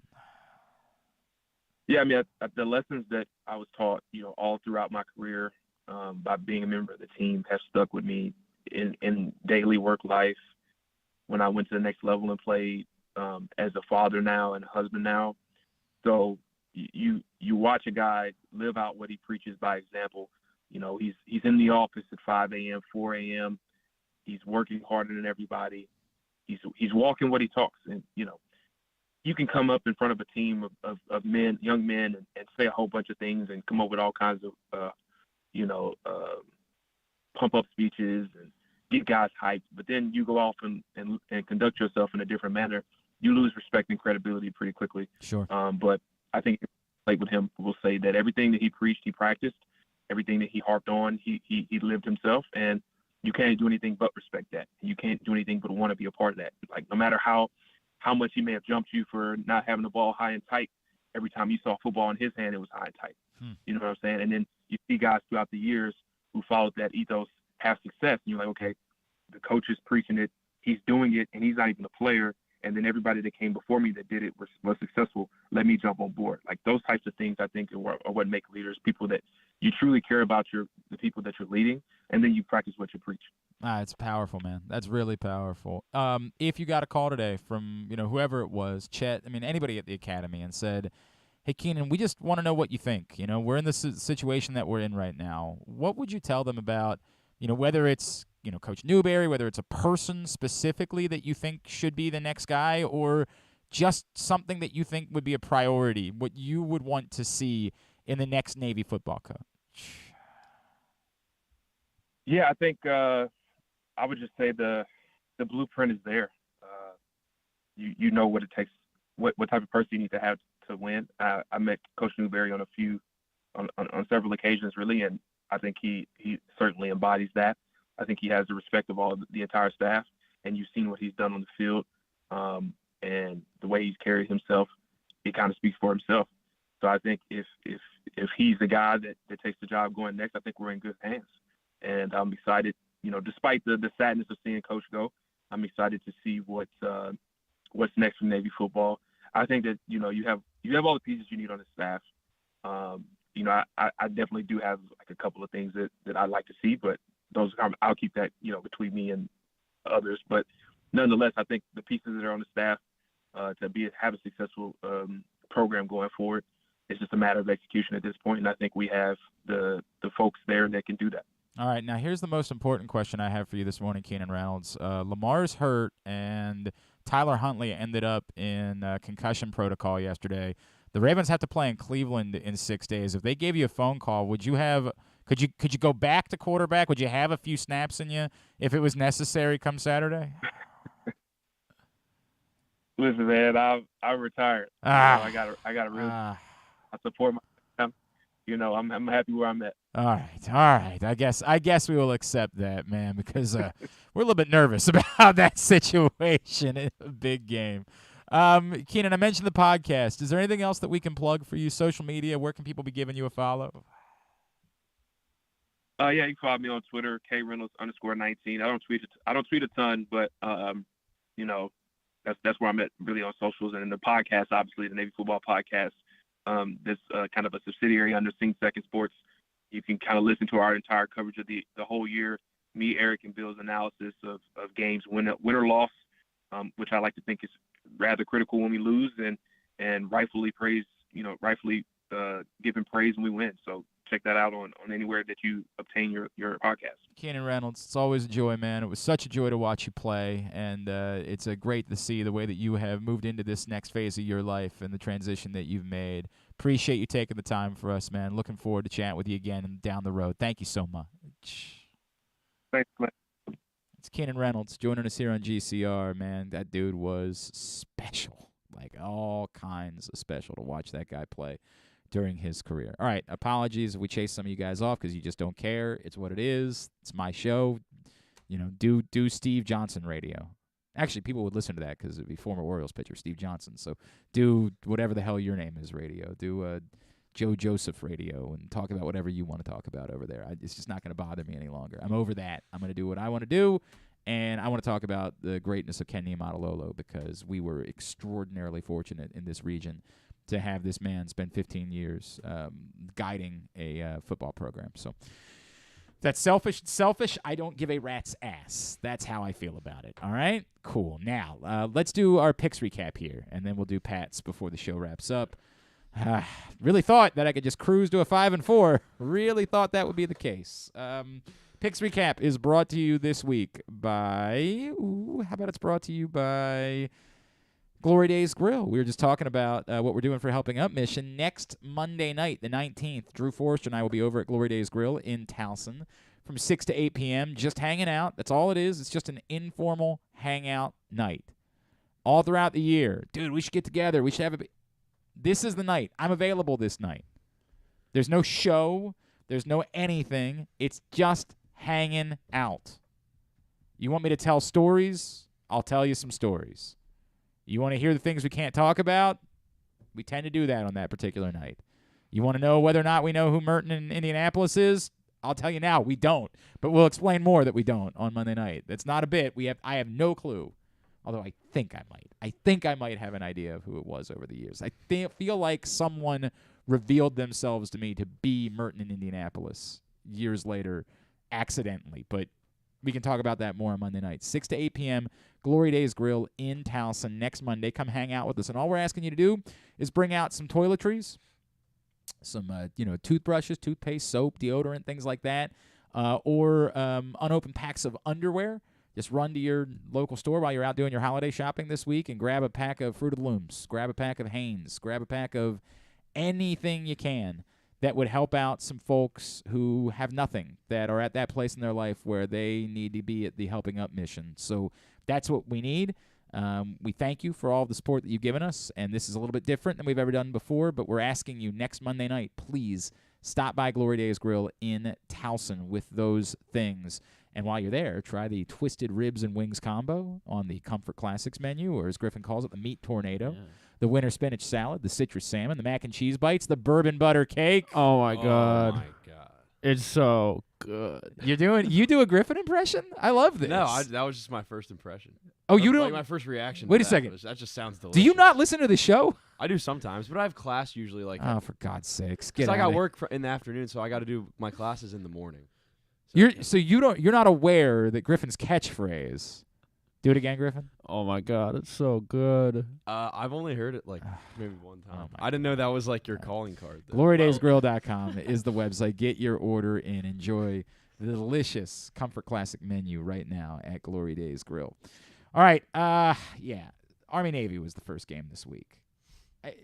Look, I'm disappointed with the result. If a decision was made based on the result of this game, that's insane because this was an utter crapshoot. Anton Hall with just you feel wretched for that young man, and him collapsing on the sideline after Army made the game-winning field goal was just, God, it was gut-wrenching to watch that. About what you would expect from an Army-Navy game, and all of us that were in on the under were feeling great about it. But the moment the game went to overtime, I swear to God, I tweeted, I said, y'all better be prepared. Yeah. You know how this goes. This is the betting gods getting involved now. It was a comfortable under right up until two teams that had combined to score one total offensive touchdown proceeded to score 2 touchdowns in overtime and wreck the under. I can't believe in 123 years they've never gone to overtime. Well, remember, college football didn't have overtime for the overwhelming majority of that. This is the problem with. Somebody else said this to me on Saturday. Not as much as you think. I mean, when did overtime? I don't remember. Look that up. Get an answer on that, Carson. That's your job to do these types of things. I need an answer on what year they started doing overtime in college football. It's modern. It's within the last 30 to 35 years that it happened. So it's really the last time. It's the first time in 30 to 35 years there's been overtime in an Army-Navy game. 1996 was 1996. Really? Yes, oh, wow. Correct. So not even 30 years. It's the first time in 26 years that there was overtime in an Army-Navy game. It's not. Somebody else was reacting. I was watching the game with my family because it was family cookie baking day, and one of my cousins was like, "Really? It's never happened before?" I'm like, "That's what I said." Did you make a special cookie, Glenn? Like with weed? No. No. Like, did you make like your own cookie? Oh, I do. My responsibility for family cookie baking day is to dip things in chocolate. Okay. I melt the chocolate, and then I take like raisins and peanuts and Rice Krispies and what else did we do this year? We did gummy bears this year, and I dip them in chocolate. There's some cookies out there if you boys would like. I brought some in for the office, so you guys can enjoy. Sounds great. I don't eat cookies, so enjoy. Anyway, the moral of the story is that only Andrew Stecca and Ken Zales were on Army. No one was on the Rams on Thursday night. We all missed that one. Understandably so. Yeah. Who knew? And by the way, as long as the dude just doesn't jump off sides, it's a whole different thing.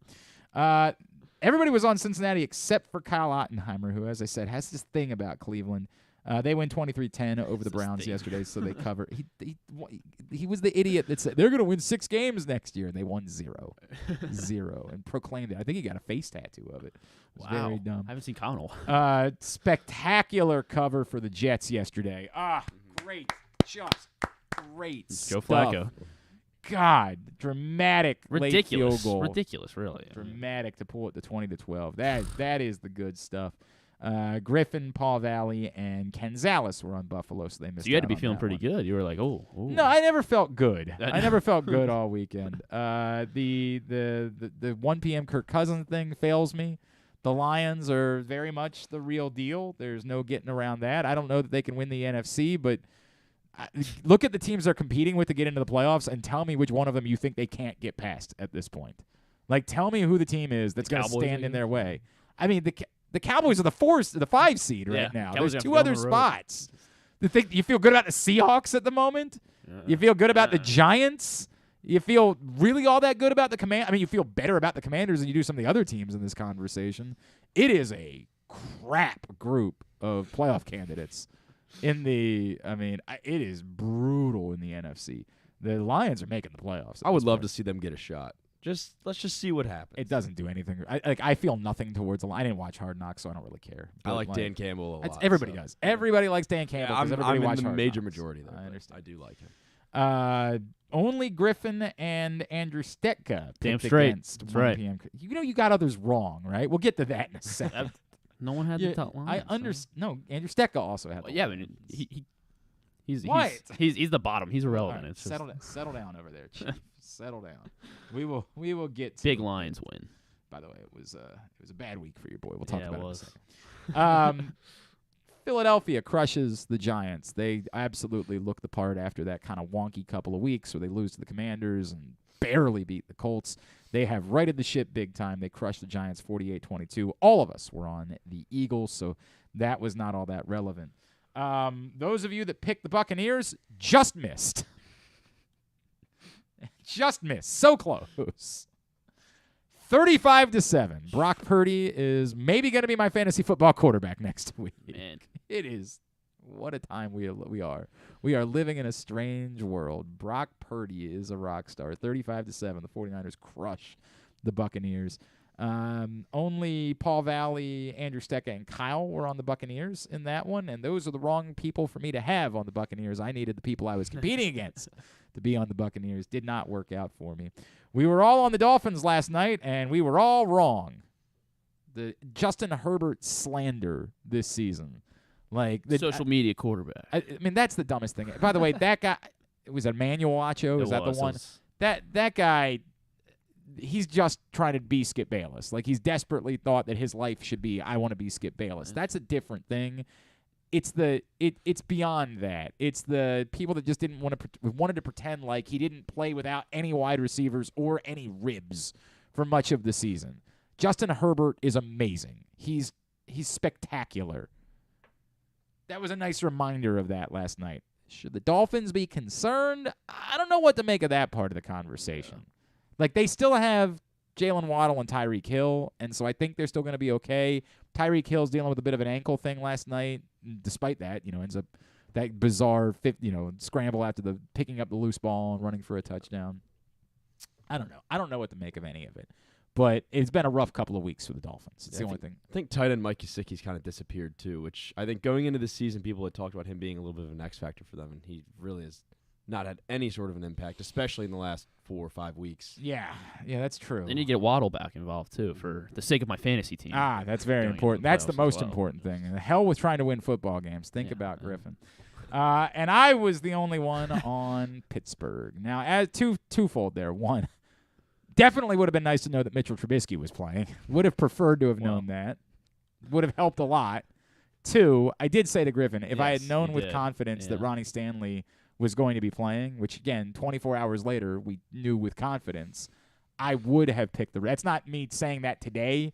Griffin can tell you that at the end of the show on Friday, when we got the injury report, I said, I'm telling you, if I would have known that Ronnie Stanley was playing, I would have picked the Ravens. And you said, I feel like that's going to come back to bite me. I 100% said that was going to come back. That is a straight shoot. That is not a me trying to rewrite history because of the result of a game. If I had known Ronnie Stanley was playing with confidence, I would have taken the Ravens in this game. So that was a bit bitter, but it wasn't. I didn't bet any American dollars on it. Yes. The only thing I bet American dollars on was under 4 total touchdowns in the game, and that was a big winner. Big winner. I bet some American dollars as well on the game. I guess my score first win outright thing came back yesterday too. Oh yeah. Did you play that? Didn't play it. Didn't play it. No. But under 4 total touchdowns was big. And by the way, it was an even more fun win because when they scored those back-to-back touchdowns in the second quarter, I started to panic about that one. So then it felt like I had won twice, right? Like, because I felt it was like it was a winning bet to begin with, and then I thought I had lost it after those 2 touchdowns. And in the fourth quarter, when I realized, like, I'm good. I got this. It felt like I had won the bet twice. Bad news is I didn't win our side bet because I went 4-5 this week. Tasty tapeworm. KZ went 5-4, and Griffin also went 5-4. So this Thursday, I've got a pair of side bets to pay off. I have the Speedo and the bodysuit both arrived, so I will be wearing the Jaguars mascot. I mean, it's not really the Jaguars mascot outfit. Like, I couldn't get all of that. But I'll be wearing part of it on Thursday, and I will be doing a tapeworm shot of vodka and mayonnaise, and I want Tabasco sauce. And black pepper. I want to die. Do you need me to bring vodka in, or do you have vodka? I have some. All right. Do you care? Do you want like a premium? I do not. I You mean, don't if care? you've got Tito's, I would certainly prefer Tito's. Okay. I promise you that. Like, Okay. I mean, but I don't think that any vodka is going to fit. I think if you had $5 Russian potato vodka, it would. I be do about have the that, same. which I is bet you do. So bet you do. Don't want that. So we will do that on Thursday. On Thursday, we will do a fun little. Make sure that if KZ can come in on Thursday, we'll do it Okay. Thursday. If not, maybe we do it. You're just trying to put this off. Huh? No, because we can do hot take. We can do because I got to do it for hot takes too. Remember, I lost that as well. But we can tape that on Thursday. We can do it on Thursday as well. All right. Damn it. Not my day. Not my month, frankly. Where we are for the week. There was a 6-3 in there, and it belonged to Andrew Stetka. How about that? It was actually a good thing to be on Stetka's side this week. A few 5-4s mixed in. Griffin had a 5-4. KZ had a 5-4. John Proctor, unfortunately for me, also had a 5-4. The bad weeks, sadly, don't impact me at all. Kyle Ottenheimer, Paul Valley both went 3-6. So where we are now for the year, John Proctor, 3 games under 500, but comfortably in first place. Well, so depressing. So depressing. Myself and Griffin are now tied 2 games back. Along with KZ. Along with KZ, yes. Kyle's 3 games back. Paul is 4 games back, but he's almost as close to the bottom. He's almost as close to the worm as he is to the top of the table. Reminder, winner gets a little bit of cash. Loser has got to come in here dressed as the worm Dennis Rodman, performing Scotty Too Hottie's worm, getting stink-faced by like Rikishi style, and also has to consume a worm burger. So Stecka's got some life. Yeah, he is. he does. He's not dead yet in this competition, as he is now only 5 games back of Paul Valley. All right, we'll get to Pats a little bit later on. When we come back in, Jeremy Conn, 105.7 The Fan, will join us. That's next. It's Glenn Clark Radio. Gambling can be a fun and entertaining experience, but there are risks involved. If you're planning on betting on the game at the casino or on your phone or computer, know your limit, stay within it. Set a budget and a time to stop. Remember, gambling isn't a financial solution, and it doesn't mix well with alcohol or drugs. Know the risks and have a plan before you begin gambling.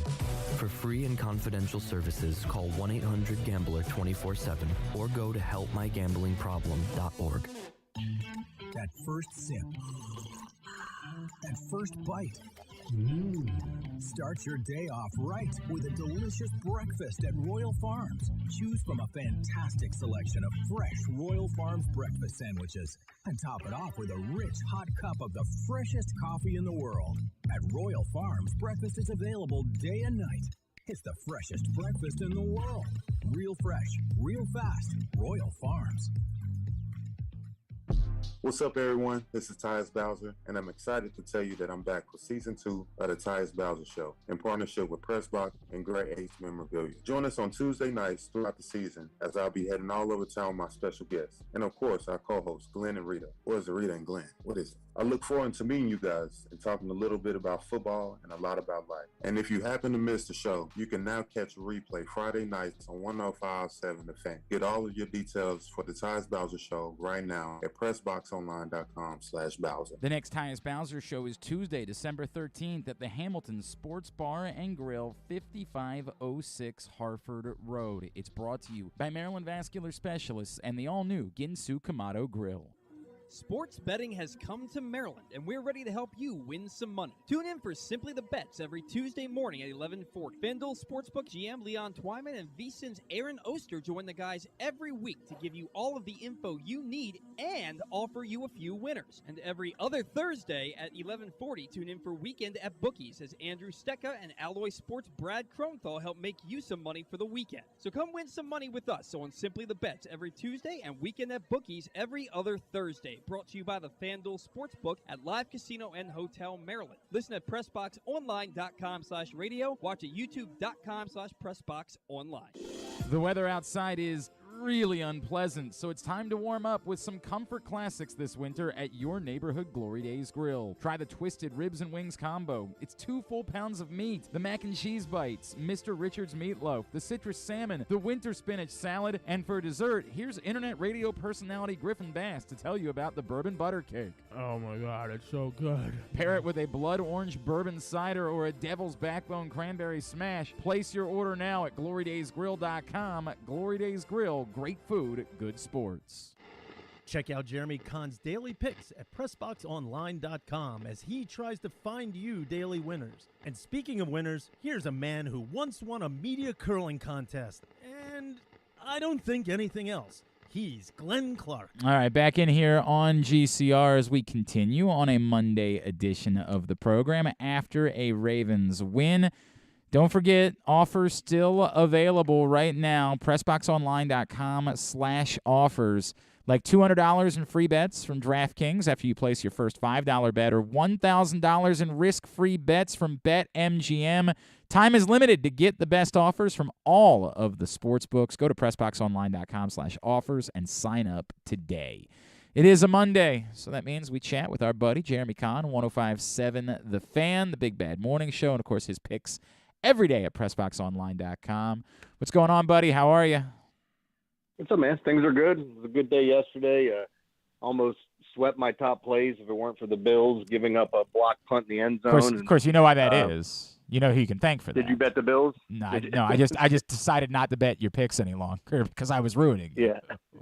So Saturday was decent, but it could have been way better. But Sunday was a good day. Well, actually, I didn't really bet a lot yesterday. I did bet the under 4 total touchdowns in the Ravens game. That was a big win for your boys. So I was very happy about that.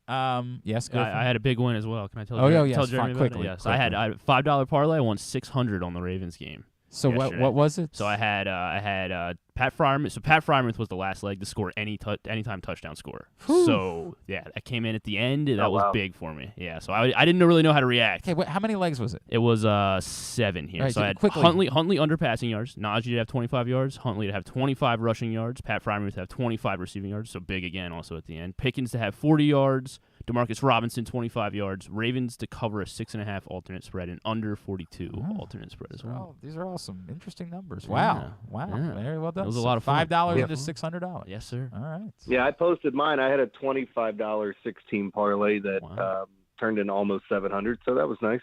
What missed? What broke your heart? No, nothing missed. No, it turned into 7. I hit all of them. But I just posted. I had a 16. So it was Jamar Chase over yards and anytime touchdown, and then 4 of my top picks that hit, including I had the Bills, but I bet them on the money line. A lot of times I'll do that, which I mean, betting a -1,000 or anything like that in a money line doesn't help all that much. It just makes it look a little bit better, because you're basically winning pennies on the dollar in essence when you're betting money lines like that. But I felt more comfortable betting that in there than I did the point spread, and luckily I did, because then I wouldn't have won anything off of $25 had I bet the point spread. I very rarely won anything like that. This is my problem, is that I am also, I think I've told you before, Jeremy, I'm the cash out king, and especially now with mobile betting. Like, I'm telling you, if I was in Griffin's shoes and you said it was a $5 bet and Freiermuth hadn't come in and they had offered you like $13, I would have been racing to cash out that. I have a real problem. Like, I just want to get a couple American dollars as quickly as I possibly can. Yeah. It's, that's the new thing with some of these. A lot of people are going to bet the long parlays and the big ones. And I think many people do what Griffin did, is take the alternative odds because you feel better with them. Yep. As the lines and the averages go up. Or, like, people take it the other way, too, where, let's say you felt like the Ravens were going to win by a touchdown and they're getting 1.5 points. You could take them -7 and get plus odds, on that number. So there's many ways to do it. There's many ways to lose and many ways to win. So there are lots of ways to lose, Jeremy. Lots and lots and lots, and I have found all of them. I've done the work for you. I have found all of the ways to lose over the course of time. Man.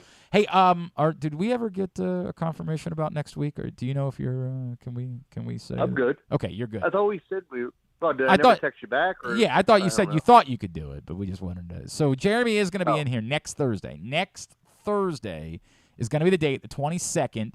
We're going to be hanging out. We're going to do a drinking show. We are trying to work on a couple other elements for it. The great David Du Bois is going to join us in studio that day. Of course, the man who gave us "Oh, I Want Crabs for Christmas" is going to join us, and I believe perform it for us in studio that day. Oh, nice. And we might be singing along drunkenly with him and reveling on that day. Looking forward to all of that.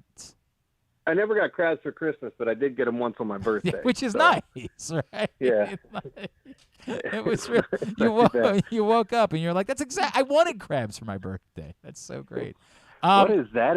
Anyway. If somebody wants to come in, hang out, and Jeremy will bring in all of his gross booze for us to try during the course of the day. Is there anything new that you've come across that I haven't tried yet that I need to?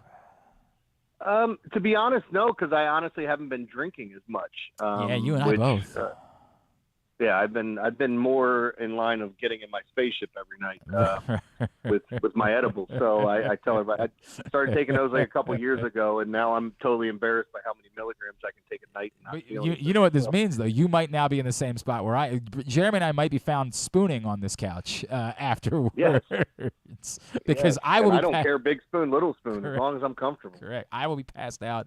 We're supposed to take the kids to see the lights that night. I said, you're going to have to come pick me up at the office. That's the way that is going to go. But next Have them come drink with us. Well, they'll definitely see some lights that night. 100%. So. Hey. They're driving you home. How old are you, boy? You ever heard of Malort? Today's a good a time as any. Just hearing that makes it sound awful. My dad said, what's the line? You want to smoke? Here's the whole pack. Let's enjoy. Yeah. Yeah, we're looking forward to that. But here's the deal: is if you want to come in and hang out with us, we need you to make a donation for the Helping Up mission. All right, so we're gonna leave it available for you to come in, hang out, drink with us, be a part of our festivities, hang out, rub elbows with the great David Du Bois.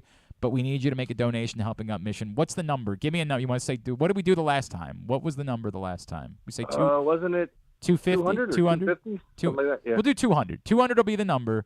$200 that you donate to the Helping Up mission. You get to come spend your morning hanging out, getting drunk with Jeremy and I, and listening to David Du Bois, and just participating in the revelry of a drinking show on December 22nd. So 1 week from Thursday.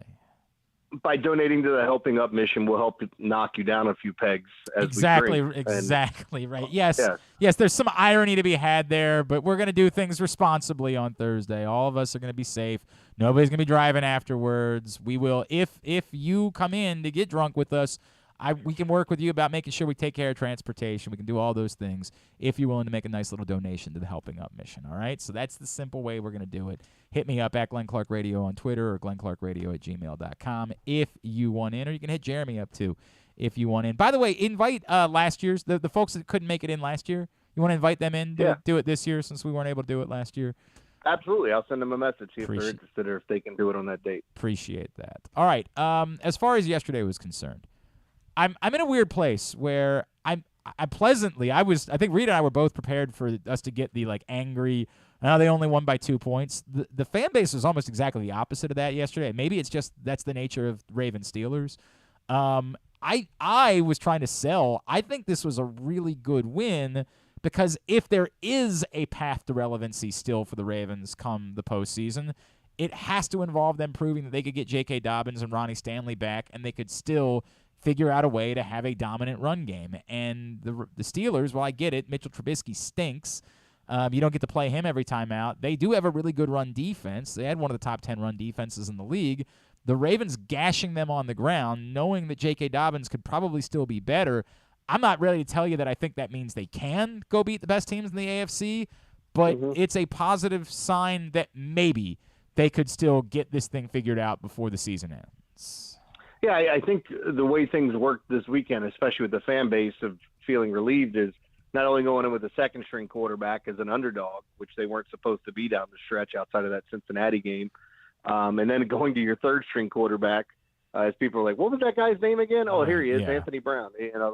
And watching him throw 5 passes and essentially the running game working, I think anytime you get out of Dodge and get a W, and now they have depending on which site you're using, it's over a 99% chance of making the playoffs. So we should expect to see them in. But that being said, I think exactly what you're pointing to is where we have to start looking. I saw, my buddy Mark Zinno posted something saying that he thinks there's only 6 teams that can win the Super Bowl, which I think it's a bit early to say something like that, but his line of thinking makes a ton of sense in the AFC with, Buffalo, Kansas City, and then Cincinnati's now everybody's sweetheart. And in the NFC, it's kind of the same thing when you look at it, where people look at San Francisco, they'll look at Dallas and Philly, and San Fran's down to their third-string quarterback. So, I think things are a little bit more wide open than that, but I think it's easier to make a case for those 6 teams than you would, let's say, the Ravens with how they played. I don't disagree with that. But, again, is there a path? Can you start building back towards being that team? And if the Ravens follow this up, on Sunday, look, again, go to the end of the game, the Steelers know the Ravens are going to run the ball, and yet they're still ramming it down their throats to pick up a first down, despite the fact they don't have Lamar Jackson on the field. That was the 2019 bit, of course, that worked out so well. If they can keep that going and translate it, if it's not just the Steelers, if next week, hey, the Browns know it's coming and you still go do that, and then you follow it up, there is something to be said for it. Becomes, if you can do what you do really well, it does become difficult. Could you always still get outscored by the Bills or the Chiefs? Of course, there's that possibility. Glenn, I also think, you talk about going back a ways, it was almost like, hey, if the offense can be average, the defense can be special. Right. Which I think that's the case right now. The defense is really good. I mean, we could look at some things. Marlon Humphrey said he had a terrible game afterwards, and you might be watching it going, yeah, that was bad. But outside of that one drive that they put together, when I'm assuming they went to a prevent, I'd want to go back and rewatch it. Yeah, where it was a 9-point game. Right. Yeah. So, but outside of that, I thought the defense was fairly special that day. And Roquan was welcomed into this rivalry and looked amazing. And I think you're still seeing, Queen plays better alongside him. Hamilton's still growing. You got Williams back at safety. So, I think that there's a chance that the defense gets in and it travels and they're special. But we need this offense to be a little bit more than ordinary, I think, for them to make a run. And I do think of those 6 teams I stated, I think you can make a case for the Ravens, but there's a lot of things that have to change from now until the playoffs. I think that what you just brought up with Roquan ended up being what I wrote about today at PressBoxOnline.com. There's no – when they made the trade, dude, that we were all sitting around saying, hey, worst-case scenario, you gave up – you moved around with a pick, right? You gave up a second, You'll get a third back. There's something happening here. This dude is the most impactful defensive player that I have seen for the Baltimore Ravens since prime Terrell Suggs. He changes football games. There, to me, is no longer if you don't keep him around, it's not the end of the world. They have to. And I get that it's complicated with Lamar and not knowing what's going on there, and there's only one franchise tag, and what do? They can't worry about winning and, did we overpay on – they have a cornerstone piece now for a defense moving forward. There can be no scenario by which Roquan Smith doesn't stay in Baltimore long term.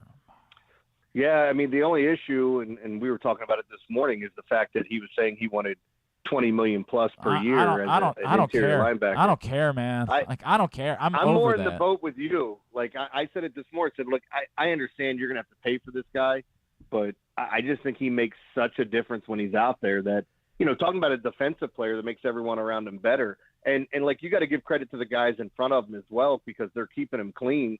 And when you do that, you're not letting offensive linemen get to the second level. He is going to annihilate players at the line of scrimmage, because his sideline to sideline, it's one of the best I've seen since, you bringing up Ray and the likes of Patrick Willis and some of these other guys. I mean, I think you have yourself a special player, and you got to do everything you can to keep him here. That's where I am, man.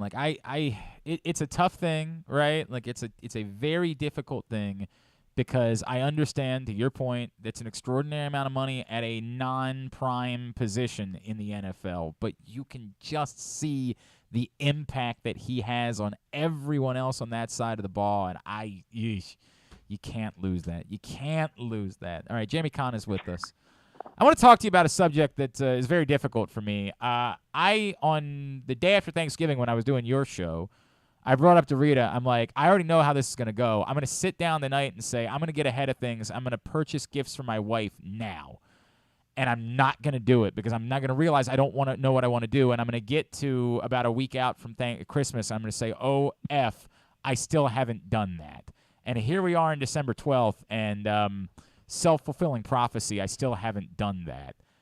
What did you do when your kids were young? Because I know this is complicated because you weren't with, like, I don't remember exactly the story of you and your ex and the whole thing. Mm-hmm. How did you handle that with buying gifts for the kids, like, to give to their mom? And, how do you handle this now with your wife? Like, does she tell you something she wants? Are you guys able to be adults like that? Because my wife is horrible at this. Yeah, mine is too, and she's very difficult to buy for. Like, actually today, my wife is at LifeMed, and the past 3 years I bought her gift certificates from LifeMed just so she can get pampered a little bit, and she has never used one. And more of it has to do with kind of kicking her in the tail, saying, hey, I need you to go up here, go look and see what they have to offer. You've got a couple of $100 to use here. I'm sure you can find something you want to do. And, so it does get difficult with her. With the kids, it's always been interesting because my ex-wife was very hands-on. I worked a ton, kind of like I am now, but she was very hands-on and going out and buying presents for the kids. Right. And then my current wife is type A. My current wife, that just sounds so weird. as opposed to your next wife. Yeah, my former. Whoever she might be. No, but with my wife, Katie, like, she's very type A, so she has to be hands-on. So what typically happens is she buys up most of the stuff for a Christmas for, like, everybody, her side of the family, everybody in the family.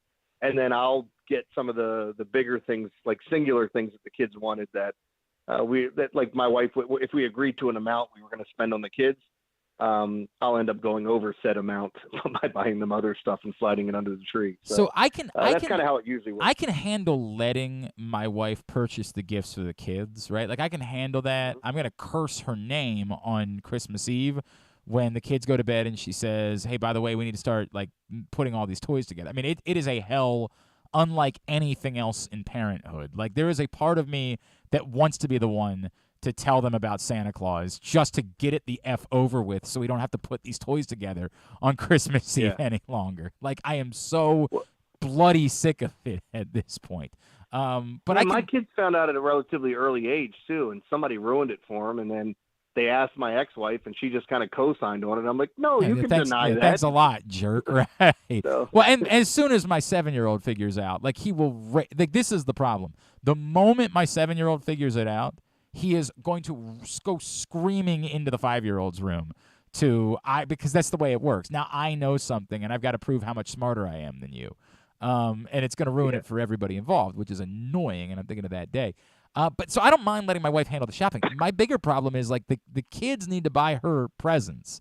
And I ask the kids what they want to get for my wife, and I forget they're stupid. Like, they're stupid people. They're 7 years old. They're 5 years old. They don't know how the world works. So, like, on Friday night. You're not supposed to get her one of those cars out front with the big ribbons on it? And that's from the kids? God.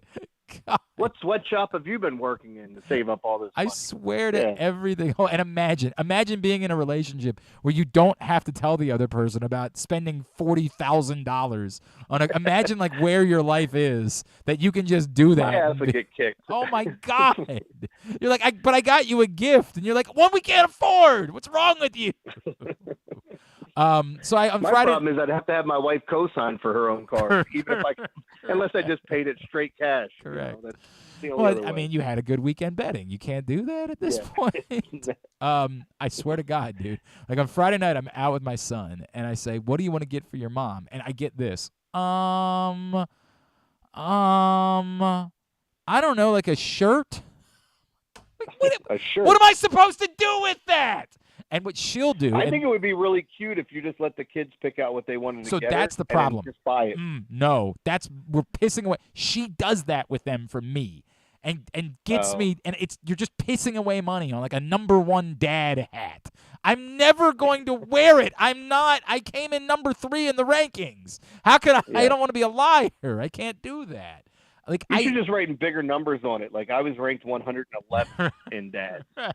Like, they're 110 superior fathers to me. Yeah. Good. But, are you easy to shop for, though? Because, like, my wife knows that, like, I'm so simple. You can buy me hoodies and 5 Hour Energy, and that's pretty much it.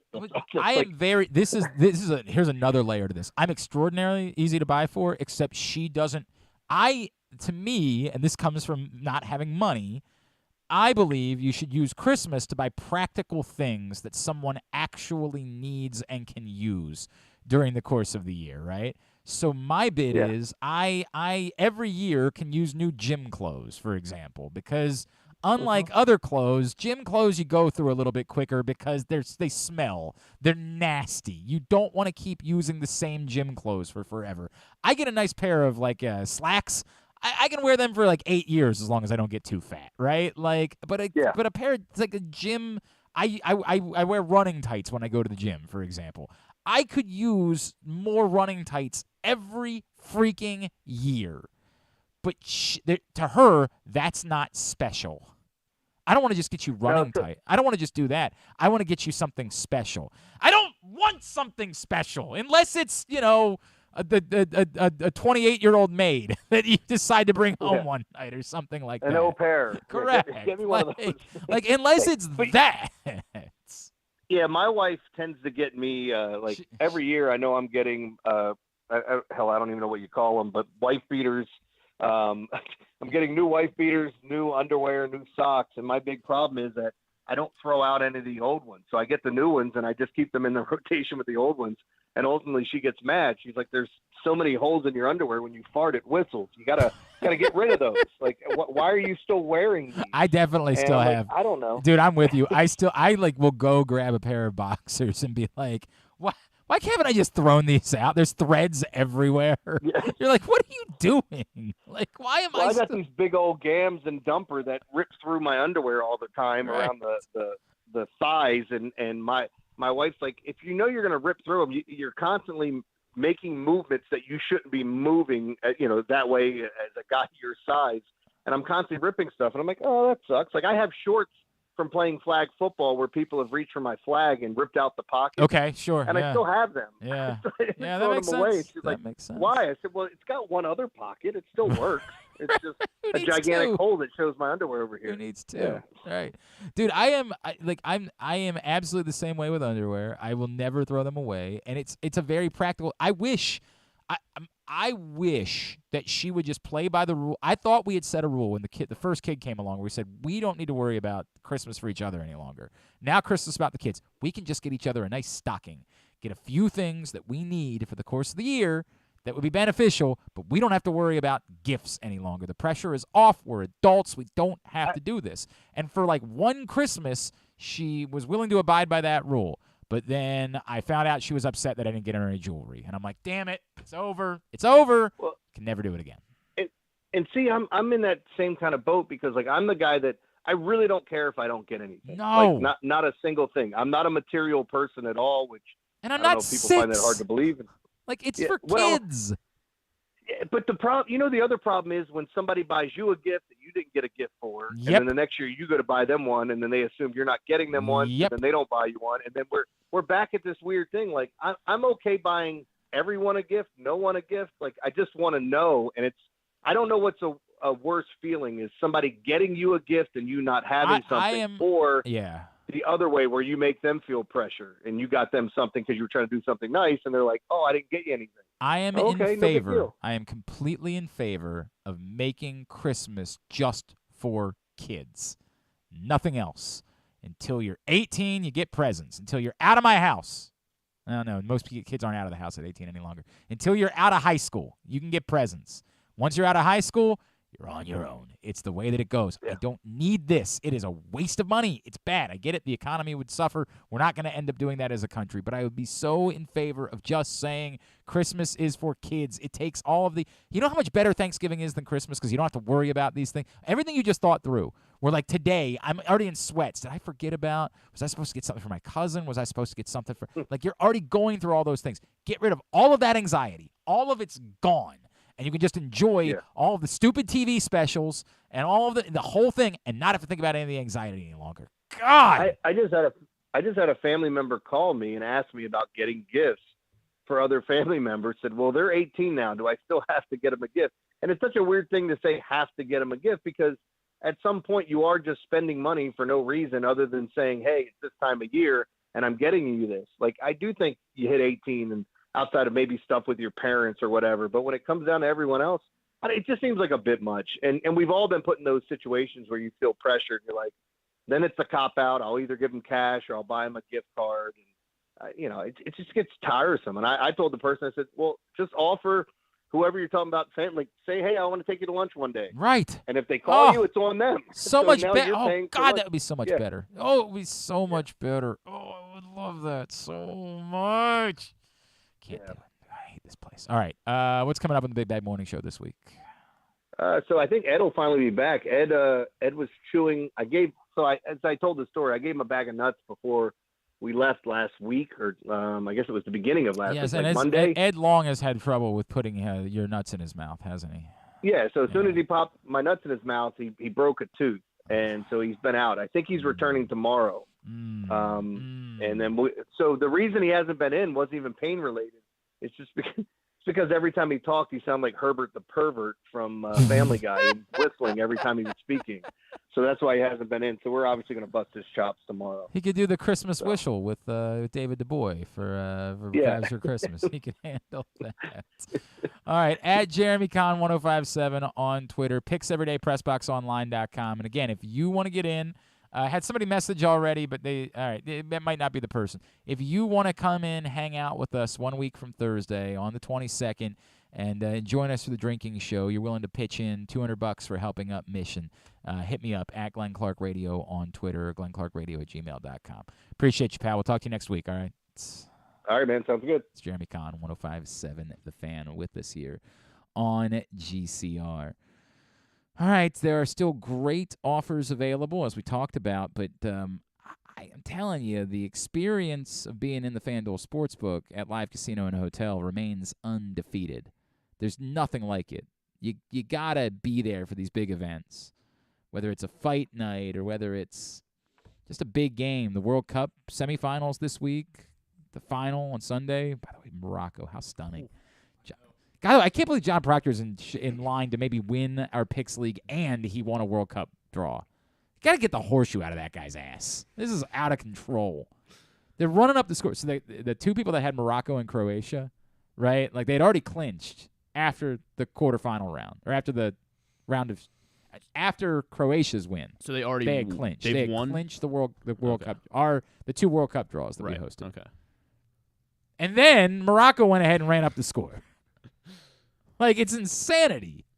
So congratulations to John Proctor and to Steve from Dundalk, who are the winners of our World Cup draws. Steve, by the way, turned around and sent $60 right back to the Helping Up Mission. He won 160. He sent 60 of it right back.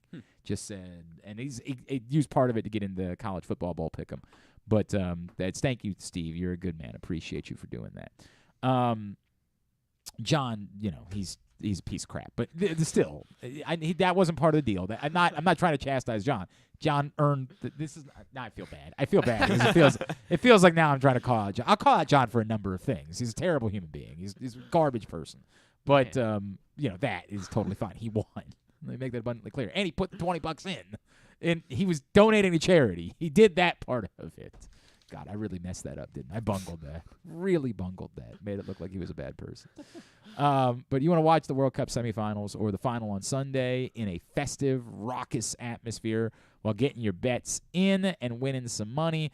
FanDuel Sportsbook at Live Casino and Hotel Maryland. By the way, Sunday is perfect because you can be there for the World Cup final, and then with the Ravens not playing, you can just sit around, watch and bet on football all day in the FanDuel Sportsbook. Reserve your spot by emailing events at sportssocialmd.com. Let's go ahead and do Pats on the Ass. Pats are brought to you this week by the Baltimore area Chick-fil-A restaurants. If you're looking for a simple holiday meal, try Chick-fil-A catering. From Chick-fil-A nuggets to mac and cheese, enjoy a variety of tray options sized perfectly for your get-together. Order through the Chick-fil-A app and bring smiles to your family gathering. Availability and order requirements vary. See restaurant for details. You know the drill. 5 Ravens from yesterday's performance. 2 must be offensive players, 2 must be defensive players. The 5th can be another offensive player, another defensive player, a special teams player, or a coach.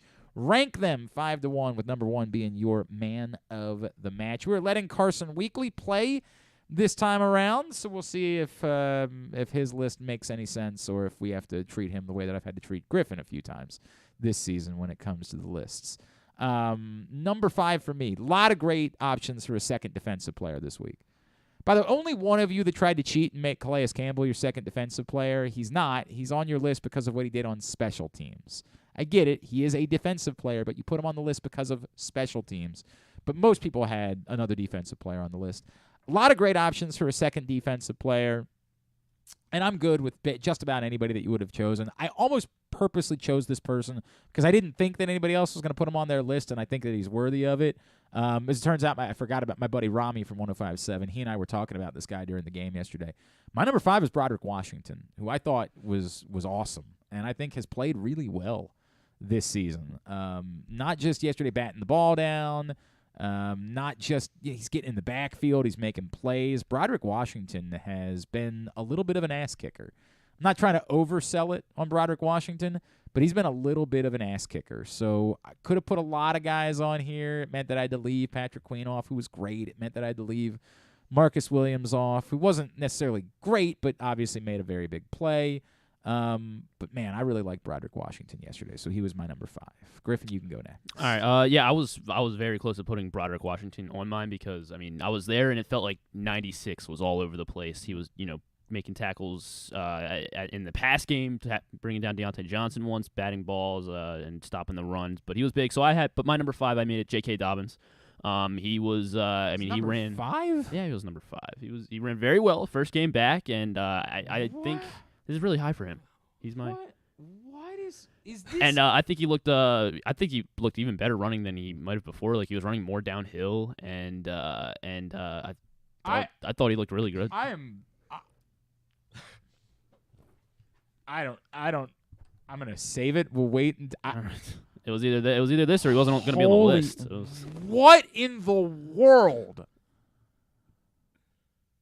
Okay. Carson, you can be around on Dobbins Mondays for a little while. On Mondays, yeah, I'll be around. Okay, it might be you and I doing bats on the ass. What is wrong with having J.K. Dobbins on the list? No, it's not. The problem isn't that he's on the list, Griffin. It's in what world? So he's not allowed to be a top 5 player on the team? You think there are 4 guys that were more impactful to winning the football game yesterday than J.K. Dobbins? Absolutely. This is the most insane. Carson, go ahead, bud. So at my number 5, for the same reason that you had him, I have Broderick Washington. Well, how about that? I thought nobody was going to put him on the list. I thought on the Steelers' second drive, 2 plays in a row, he makes a big impact. Najee Harris, they hand it off to him going right.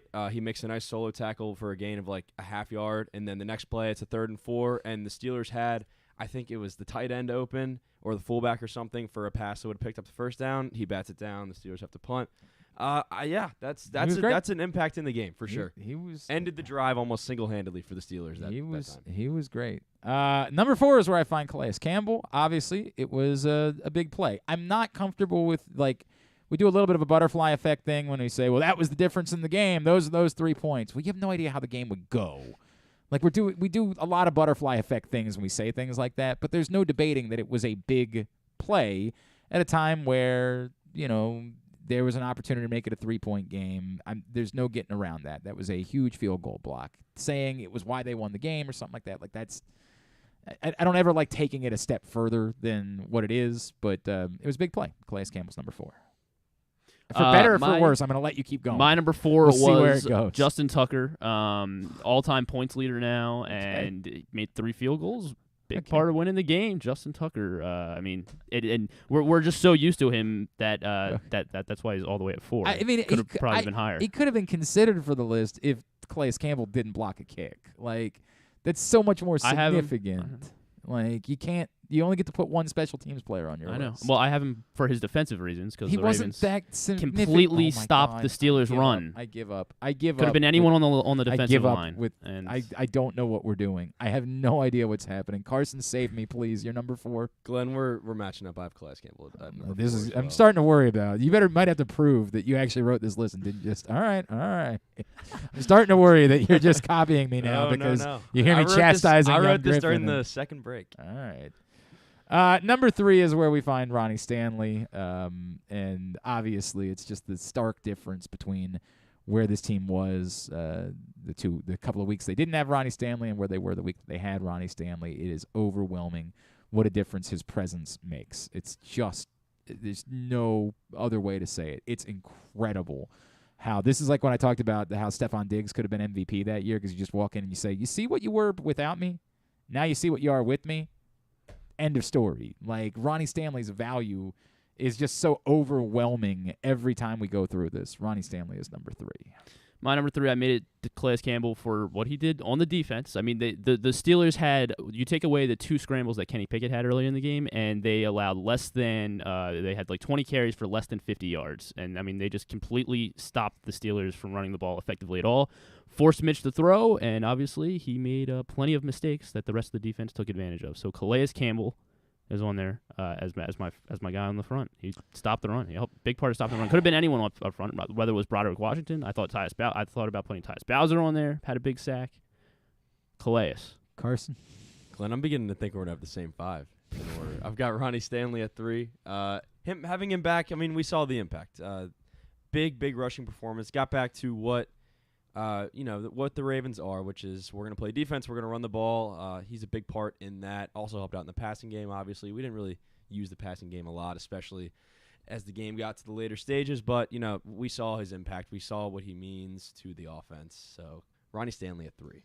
My number 2. I like your list, but I am still a little bit. Did you come over here and did you hack into my email to try to look at my list? It is the odds of this happening are very slim, but to me the only real question about this list was who was going to be number 2 and who was going to be number 1, which is the absurdity of the way that Griffin answered it. I decided to make JK number 2. It's totally fine for him to be number 1. It's definitely not okay for him to be number 5. He was the offense. And the bummer is that there wasn't a spot on here for me to put Gus Edwards on the list as well, because Gus Edwards was also very good yesterday. But J.K. Dobbins was the offense. He was what worked. And so on one side of the ball, it was one guy. On the other side of the ball, it was the other guy. He was by far the best offensive player yesterday. J.K. Dobbins is my number 2. I had my number 2. It was Tyler Linderbaum. The run game was dominant. I think, again, this probably could have been anyone on the offensive line, whether it was Stanley. Moses was blowing guys up as well. But Linderbaum, because on that long Dobbins run, he was on that sealed off the block up the middle and created a valley for him to just walk through. He did have a nice block on the run. Should have scored. But he had a nice block. Yeah. I put Roquan at number 2. That's fine. Fine with that. I know I didn't have a spot on my list for Queen or Marcus Williams, but Roquan was a big impact player. The whole defense has just changed so much since he's come on. Queen's been able to play his natural position, which is outside linebacker, and big impact yesterday. So he's my number 2.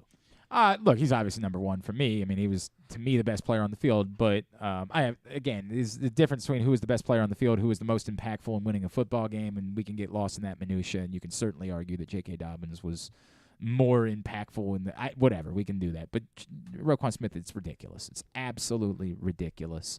There is no statistics can't define it, and the statistics are good. He's stuffing a stat sheet, and yet it's still not defining how much he is controlling a side of the field right now. It's insane the way that Roquan Smith has played since he came to Baltimore. He was, to me, the obvious choice as the best defensive player, and I chose him out over J.K. as my number 1. He's a game breaker. He's just a game. My number 1, the guy who won the game, the quarterback. I'm kidding. I'm going to jump across the table. It was Roquan. Roquan was my number 1 before the first half even ended. My blood was starting to boil for a second. He was number 1 before the half even ended. A sack, an interception. I mean, he had like 10 tackles in the first half? No, he had like 6 tackles, but basically. But yeah, Roquan, I mean, he was an animal. He was all over the place. Roquan, number 1. A couple of people tried to throw Tyler Huntley on the list. It's fine. The problem is, you can only do that by taking an offensive lineman off, and you can't make that argument. He also, he played well, but he didn't play well enough that he did. It's one thing if somebody's playing brilliantly and then they get hurt. He was fine. I can't There's no argument really for Tyler Huntley to be on the list. Thankfully, no one attempted to say that Anthony Brown should be on the list. There's an argument. No, there is not. There is most certainly not an argument for it. I do want to give him props for coming out first play and first play at the 1 yard line and throwing that. Right. That was a nice pass. 100%. Give him credit. He completed a third down pass. I'm not like this isn't me saying he stunk. This isn't me saying it's just there's no world in which he was one of the 5 most impactful players in winning a football game. Some votes in there for Ben Powers as being deserving of offensive line was great. A couple of people try to get in with Ben Powers, and I got no issue with that. I thought he had a good day as well. For the most part, it's the same group of guys, and for the most part, it's just about everybody realizes who should be one. I have to beat up my friend Rami from 105.7 because he too had J.K. Dobbins number 5 on his list. So the two of you are the only ones that can chime in. Brian Reynolds did not have Roquan Smith on his list. I mean, offensive lineman deserves to be higher than Dobbins. That's how I feel. If there was one offensive lineman that was particularly dominant throughout the day, I could make that argument. But since it was all 5, no one of them stood out more than J.K. Dobbins did. If there was one guy they who were was paving just the an way ass for him. kicker, if there was one guy, what you're saying is for the totality of the line. So maybe it should be Greg Roman. If since one guy, there would probably be a better argument for that. I don't know if people would like it, but there would be a better argument for that. And you put 2 special teams guys on your list, so you don't have room for another wild card. Defense. It's a oh boy. Anyway, Brian, not having Roquan Smith on your list is a choice. It is a choice. Not really sure what else to say about it. Continue to get me yours at Glenn Clark Radio on Twitter. We will share them throughout the course of the day. Today's program is also brought to you by Problem Gambling, and it's really just a reminder that we all are enjoying, we're having fun with sports betting, but it can go the wrong way, and it can go the wrong way pretty quickly. Gambling can be fun, but you should set a limit and stay within it. Remember, if you or a loved one has a gambling problem, call 1-800-GAMBLER 24/7 or go to helpmygamblingproblem.org for free confidential services. We'll get pats on the ass up at glennclarkradio.com a little bit later on. Come back in with a tidbit and two-bit to wrap it up. Glenn Clark Radio. Looking for a simple holiday meal? Try Chick-fil-A Catering. From Chick-fil-A nuggets to mac and cheese, enjoy a variety of tray options sized perfectly for your get-together. Order through the Chick-fil-A app and bring smiles to your family gathering. Availability and order requirements vary. See restaurant for details.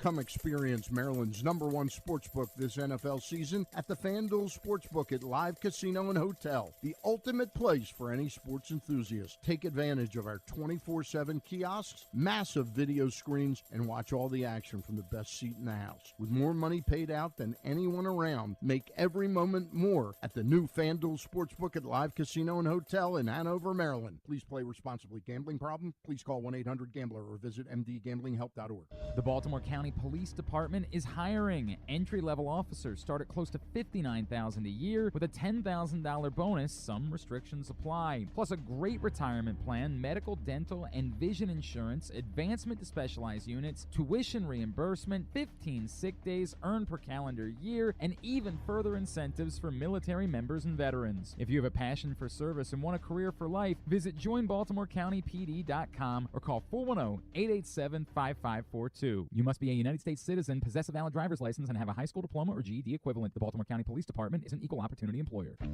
Make the most out of every day in your Toyota RAV4. Available in hybrid or gas-only models. A RAV4 can get you where you want to go in style. Check out buyatoyota.com for deals on new RAV4s from your local Toyota dealer today. Need a last-minute gift for a kid in your life? How about a membership to the Retriever Kids Club? It includes free youth admission to all regular season UMBC home games, plus a t-shirt and a drawstring backpack. Membership is only $35. It's a great deal, makes a tremendous holiday gift. Visit umbcretrievers.com/kids club for more info. Membership is for kids 12 and under. The Retriever Kids Club. Find out more, umbcretrievers.com/kids club.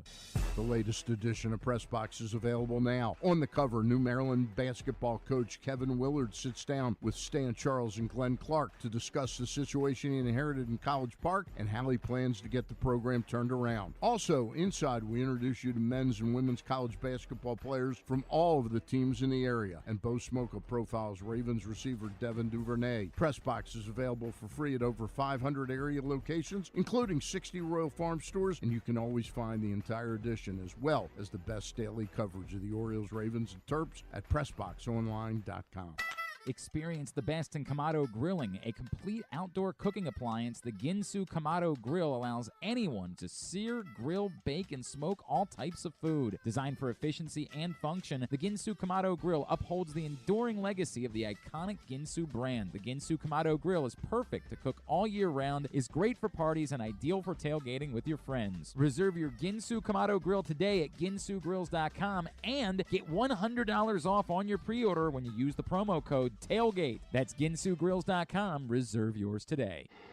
Join Glenn at halftime of every Ravens game for the Project Game Day halftime show at facebook.com/PressBoxSports. We apologize in advance. There's not much we can do about his face. All right, back in here on GCR as we are winding down for a Monday edition of the program. Today's show has also been brought to you, PressBoxOnline.com/offers, PressBoxOnline.com/offers, PressBoxOnline.com/offers. Believe it or not, that's where you get some great offers. PressBoxOnline.com/offers. Some of those offers that you can find for it's PressBoxOnline.com/offers. I'm so glad you asked, Griffin.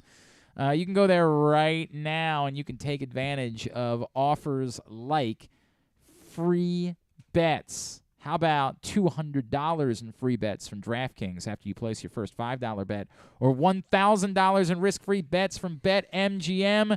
Time is running out. Take advantage of these offers. PressBoxOnline.com/offers is the place that you should go. All right, Tidbit is brought to you today by, it's brought to you by UMBC Basketball. Coming up this Sunday, UMBC women take on American, and then the big one, New Year's Day. The red-hot UMBC men just beat Morgan State on Saturday. They are rolling, and they host Vermont in an America East Championship game rematch at the Peak. Experience the excitement of game day. You're going to want to be there on New Year's Day. UMBC in Vermont. Get your tickets right now. UMBCretrievers.com.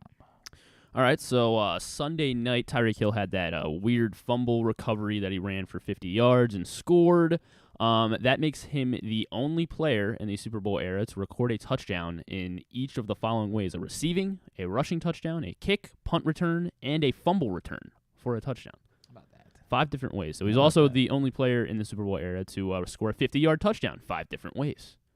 Tyreek Hill. How about that? Yeah. That's interesting. It is. And then for my question for you, so Justin Herbert had 300. So wait, list the ways, because I'm trying to think of all the ways that you can score a touchdown. I guess passing is the only. There's a receiving. No, you can't score a passing touchdown. touchdown. Yeah. So rushing, receiving, but then it's a receiving touchdown. Yeah. Rushing, receiving, kick and punt, and a fumble recovery. Fumble return. So you could still have an interception return for a touchdown would still count. Let's see if he does that. I mean, well, there's also, you could have a blocked kick return for a touchdown. Yeah. Is another way to score. So what if he's like a field goal return? I guess like if the field goal short. Yep, would absolutely count. Yeah. Yep. Yeah. Absolutely. He's got stuff to work on. Yeah. Bum. I actually don't like the guy, but go ahead. Yeah. All right. And then also last night, Justin Herbert had his 10th career game with 300 passing yards and no interceptions. That broke a tie that he had with one other player for the most games of such in NFL history before turning 25 years old. So he now has 10 of those games, 300 yards, no interceptions. Who did he pass, and can you round out the list of give me the top 7 here, the top 7 with the most games of 300. So you already have one, since Herbert is 1. 300 yards, no interceptions before turning 25 years old. I have no idea. I have no... all right, do you want to hint? So hang on a second. 300 yards, no interceptions before 25? Yes, before turning 25. I'll say Lamar did it against, that Dolphins game where he went crazy. Yeah, Lamar has 3 games. So everyone on this list has 5 or more. 5 or more. Yes. So Lamar had 3 such games. I'll throw Steve Young's name out there. I like that guess. Steve Young is not on the list. Didn't really play. I remember he was behind some guy named Montana for a little while at the beginning of his career. That really kind of hurt him. Sort of like why Aaron Rodgers probably isn't on this list. Yeah, because he's not on the list. He was stuck behind. I'll say Mahomes. Mahomes is the guy that he was tied with and passed after last night. So 9 is Mahomes. He is second on the list. Josh Allen. Josh Allen. He is tied for third on the list. 7 such games for Josh Allen. Is Joe Burrow already there? Joe Burrow is not already there. He also has 3 along with Lamar Jackson. Bums. Both of them. They suck. Tom Brady didn't throw that much at the beginning of his career, so I don't think it's Tom Brady. Yeah, it's not Tom Brady. Matt Ryan. Not Matt Ryan. See if, Matt Ryan, not even very high up on this list. Peyton Manning. Not Peyton Manning either. It's a very specific set of skills. Yeah. Good luck. Ben Roethlisberger. Not Roethlisberger. Okay, so this kind of So you want the sucks. We hint. might There's need one. All of them are active except for one. All of them are active except for one. Yeah. Okay. Deshaun Watson. Deshaun Watson also has 3, along with Burrow and Lamar. Is Jared Goff on this list? Jared Goff is on the list. He is tied with Josh Allen with 7, tied for third. Is Derek Carr on this list? Derek Carr is just outside. He has 4. How about Russell Wilson? Russell Wilson not on the list. Is Stafford on the list? Stafford is on the list. He good rounds guess. out the top 7 with 5 games. That's a good one. 300 yards, no interceptions. Before turning 25. How many more active guys are we looking for? We're looking for 1 more active, 1 more Hall of Famer. 1 more active. Dak? Not Dak. Dak has 3 as well. 1 more active. 1 more active and 1 Hall of Famer. 1 more active. It's Tua. Tua only has 2. Get it? Is it Kyler Murray? Tua. It's not Kyler Murray. All right. Just Cousins. Not Kirk Cousins. Tannehill. Not Tannehill. Flacco. Not Flacco. Geno Smith somehow. Not Geno Smith. I don't know. It would be Garoppolo. See. He is not currently starting. It's not Garoppolo. Not currently starting for an NFC South. And Andy Dalton. The other guy. Jameis. Jameis has 6. He is always tied with Jameis. this Hall of Famer. Drew Brees. No, that can't be. Not Drew Brees.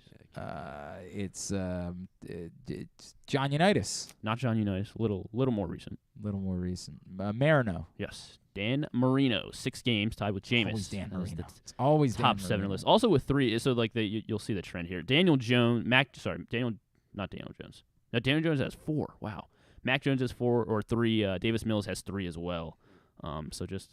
Is it 4 or 3? He has 3. He has 3. Davis Mills and Mac Jones both have 3 such. So just.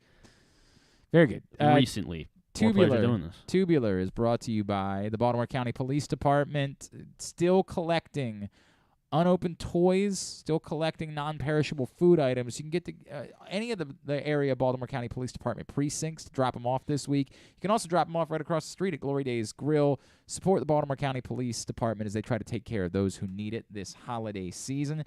And if you're thinking about, a career change, thinking about maybe looking a different way, would encourage you to go to joinbaltimorecountypd.com to find out more. Again, that's joinbaltimorecountypd.com in order to find out more. All right? Cool. Thank you. Now, here's what's coming up totally tubular. Significant for Griffin and I.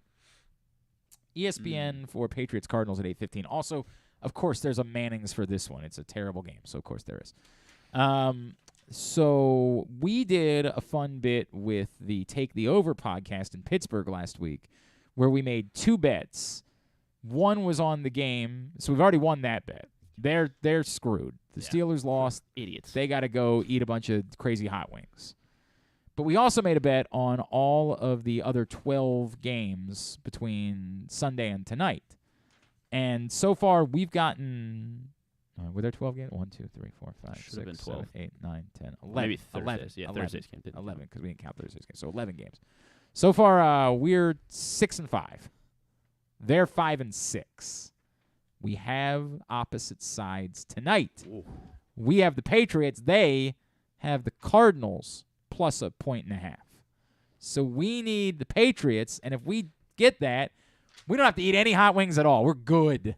We are good. None. If we lose, I'm not really sure what happens because we didn't talk about ties. We didn't really have a conversation about ties. Somehow I know we end up getting screwed in the process. What I do know is I get to keep my mustache because the Texans covered. I thought it was the other way around. What? Well, the Broncos covered too, so didn't matter. Oh, right. You decided to go with that's right. Yeah. Correct. Yes. That's right. That's Yes. right. I said Which I don't know why I made that bet because there was nothing that I could. I didn't say anything to you. Like if they do win, that wasn't what it was.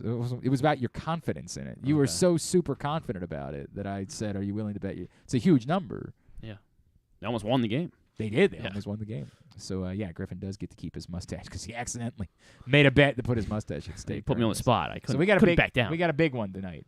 We are very much concerned about the outcome of this one.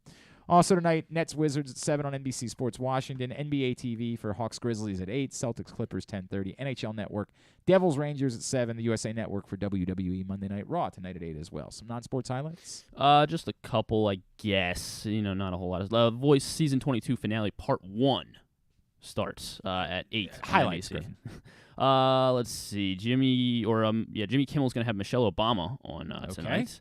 And then Kate Hudson will be on Is she in a Jimmy new Fallon. Jordan Peele film, or what No, exactly? she has a is book. she? She has a Oh, book of course she that does. we all need to read. Everybody's got books. Yes. The Cleaning Lady Season 2 finale on Fox, 2-hour special. Not familiar. And then Barmageddon was on USA at 11 with. I said the, you are really you're not you're I'm struggling trying to make with it, highlights. I'm trying to make it sound. Yeah, there's nothing. All right, there's very nothing. good. Yeah. Carson, where are you on social media? At Carson Ware everywhere. All right, very good. WAIRE. Yes, that's there right. You go. That's how you follow Carson Weekly, who's back with us for a few weeks here for the winter break. Thanks today to Keenan Reynolds. Thanks to Ricky Dobbs. Thanks to Qadry Ismail. Thanks to Jeremy Conn. We'll get all of it up in the greatest hits section of the tab at GlennClarkRadio.com. Anything tomorrow? We will have the Terps women's basketball. Brenda head Freeze coach. is joining us tomorrow. They got a massive win. First ever win over UConn yesterday. That is awesome. Mm-hmm. Looking forward to talking about that. And then Randy Cross as well. Okay, from CBS Sports. We'll talk to him, obviously, about Ken Niumatalolo and Navy, and talk some NFL with him as well, maybe some Ravens with him, too. Looking forward to that with Randy Cross tomorrow. Very good. And, of course, it's Tuesday, so Patrick Stevens will join us, and we'll preview waiver wire wins. Are we playing Brock Purdy in the fantasy football playoffs? It's a real question that adults are asking. Do I play him over Tua? I have no idea. I couldn't possibly tell you. But Good we thing will Joe's coming on. discuss it with Joe Serpico from Pressbox tomorrow as well. All right. Hey, also thanks today to the Ginsu Kamado Grill. Again, ginsugrills.com is the website. Use the code TAILGATE. Save $100 on your Ginsu Kamado Grill. Thanks to everybody at Pressbox, all of our great sponsors and partners, including the Baltimore County Police Department, Problem Gambling, Glory Days Grill, Royal Farms, Acosta Inn, Maryland Jockey Club, Baltimore area Chick-fil-A restaurants, Grade 8's memorabilia, the FanDuel Sportsbook at Live Casino and Hotel Maryland, Maryland Vascular Specialist, the all-new Ginsu Kamado Grill, UMBC Athletics, your local Toyota dealer, buyatoyota.com. Thanks to Carson. Thanks to Griffin at Griffin_Bass. Follow us, Twitter, Instagram, and TikTok at Glenn Clark Radio. Have a great Monday night. We are definitely saying go Patriots. Yes. We are saying that. The rest of you can have whatever opinion you want to have. Griffin and I feel strongly about it. Duke sucks. Ohio State sucks too.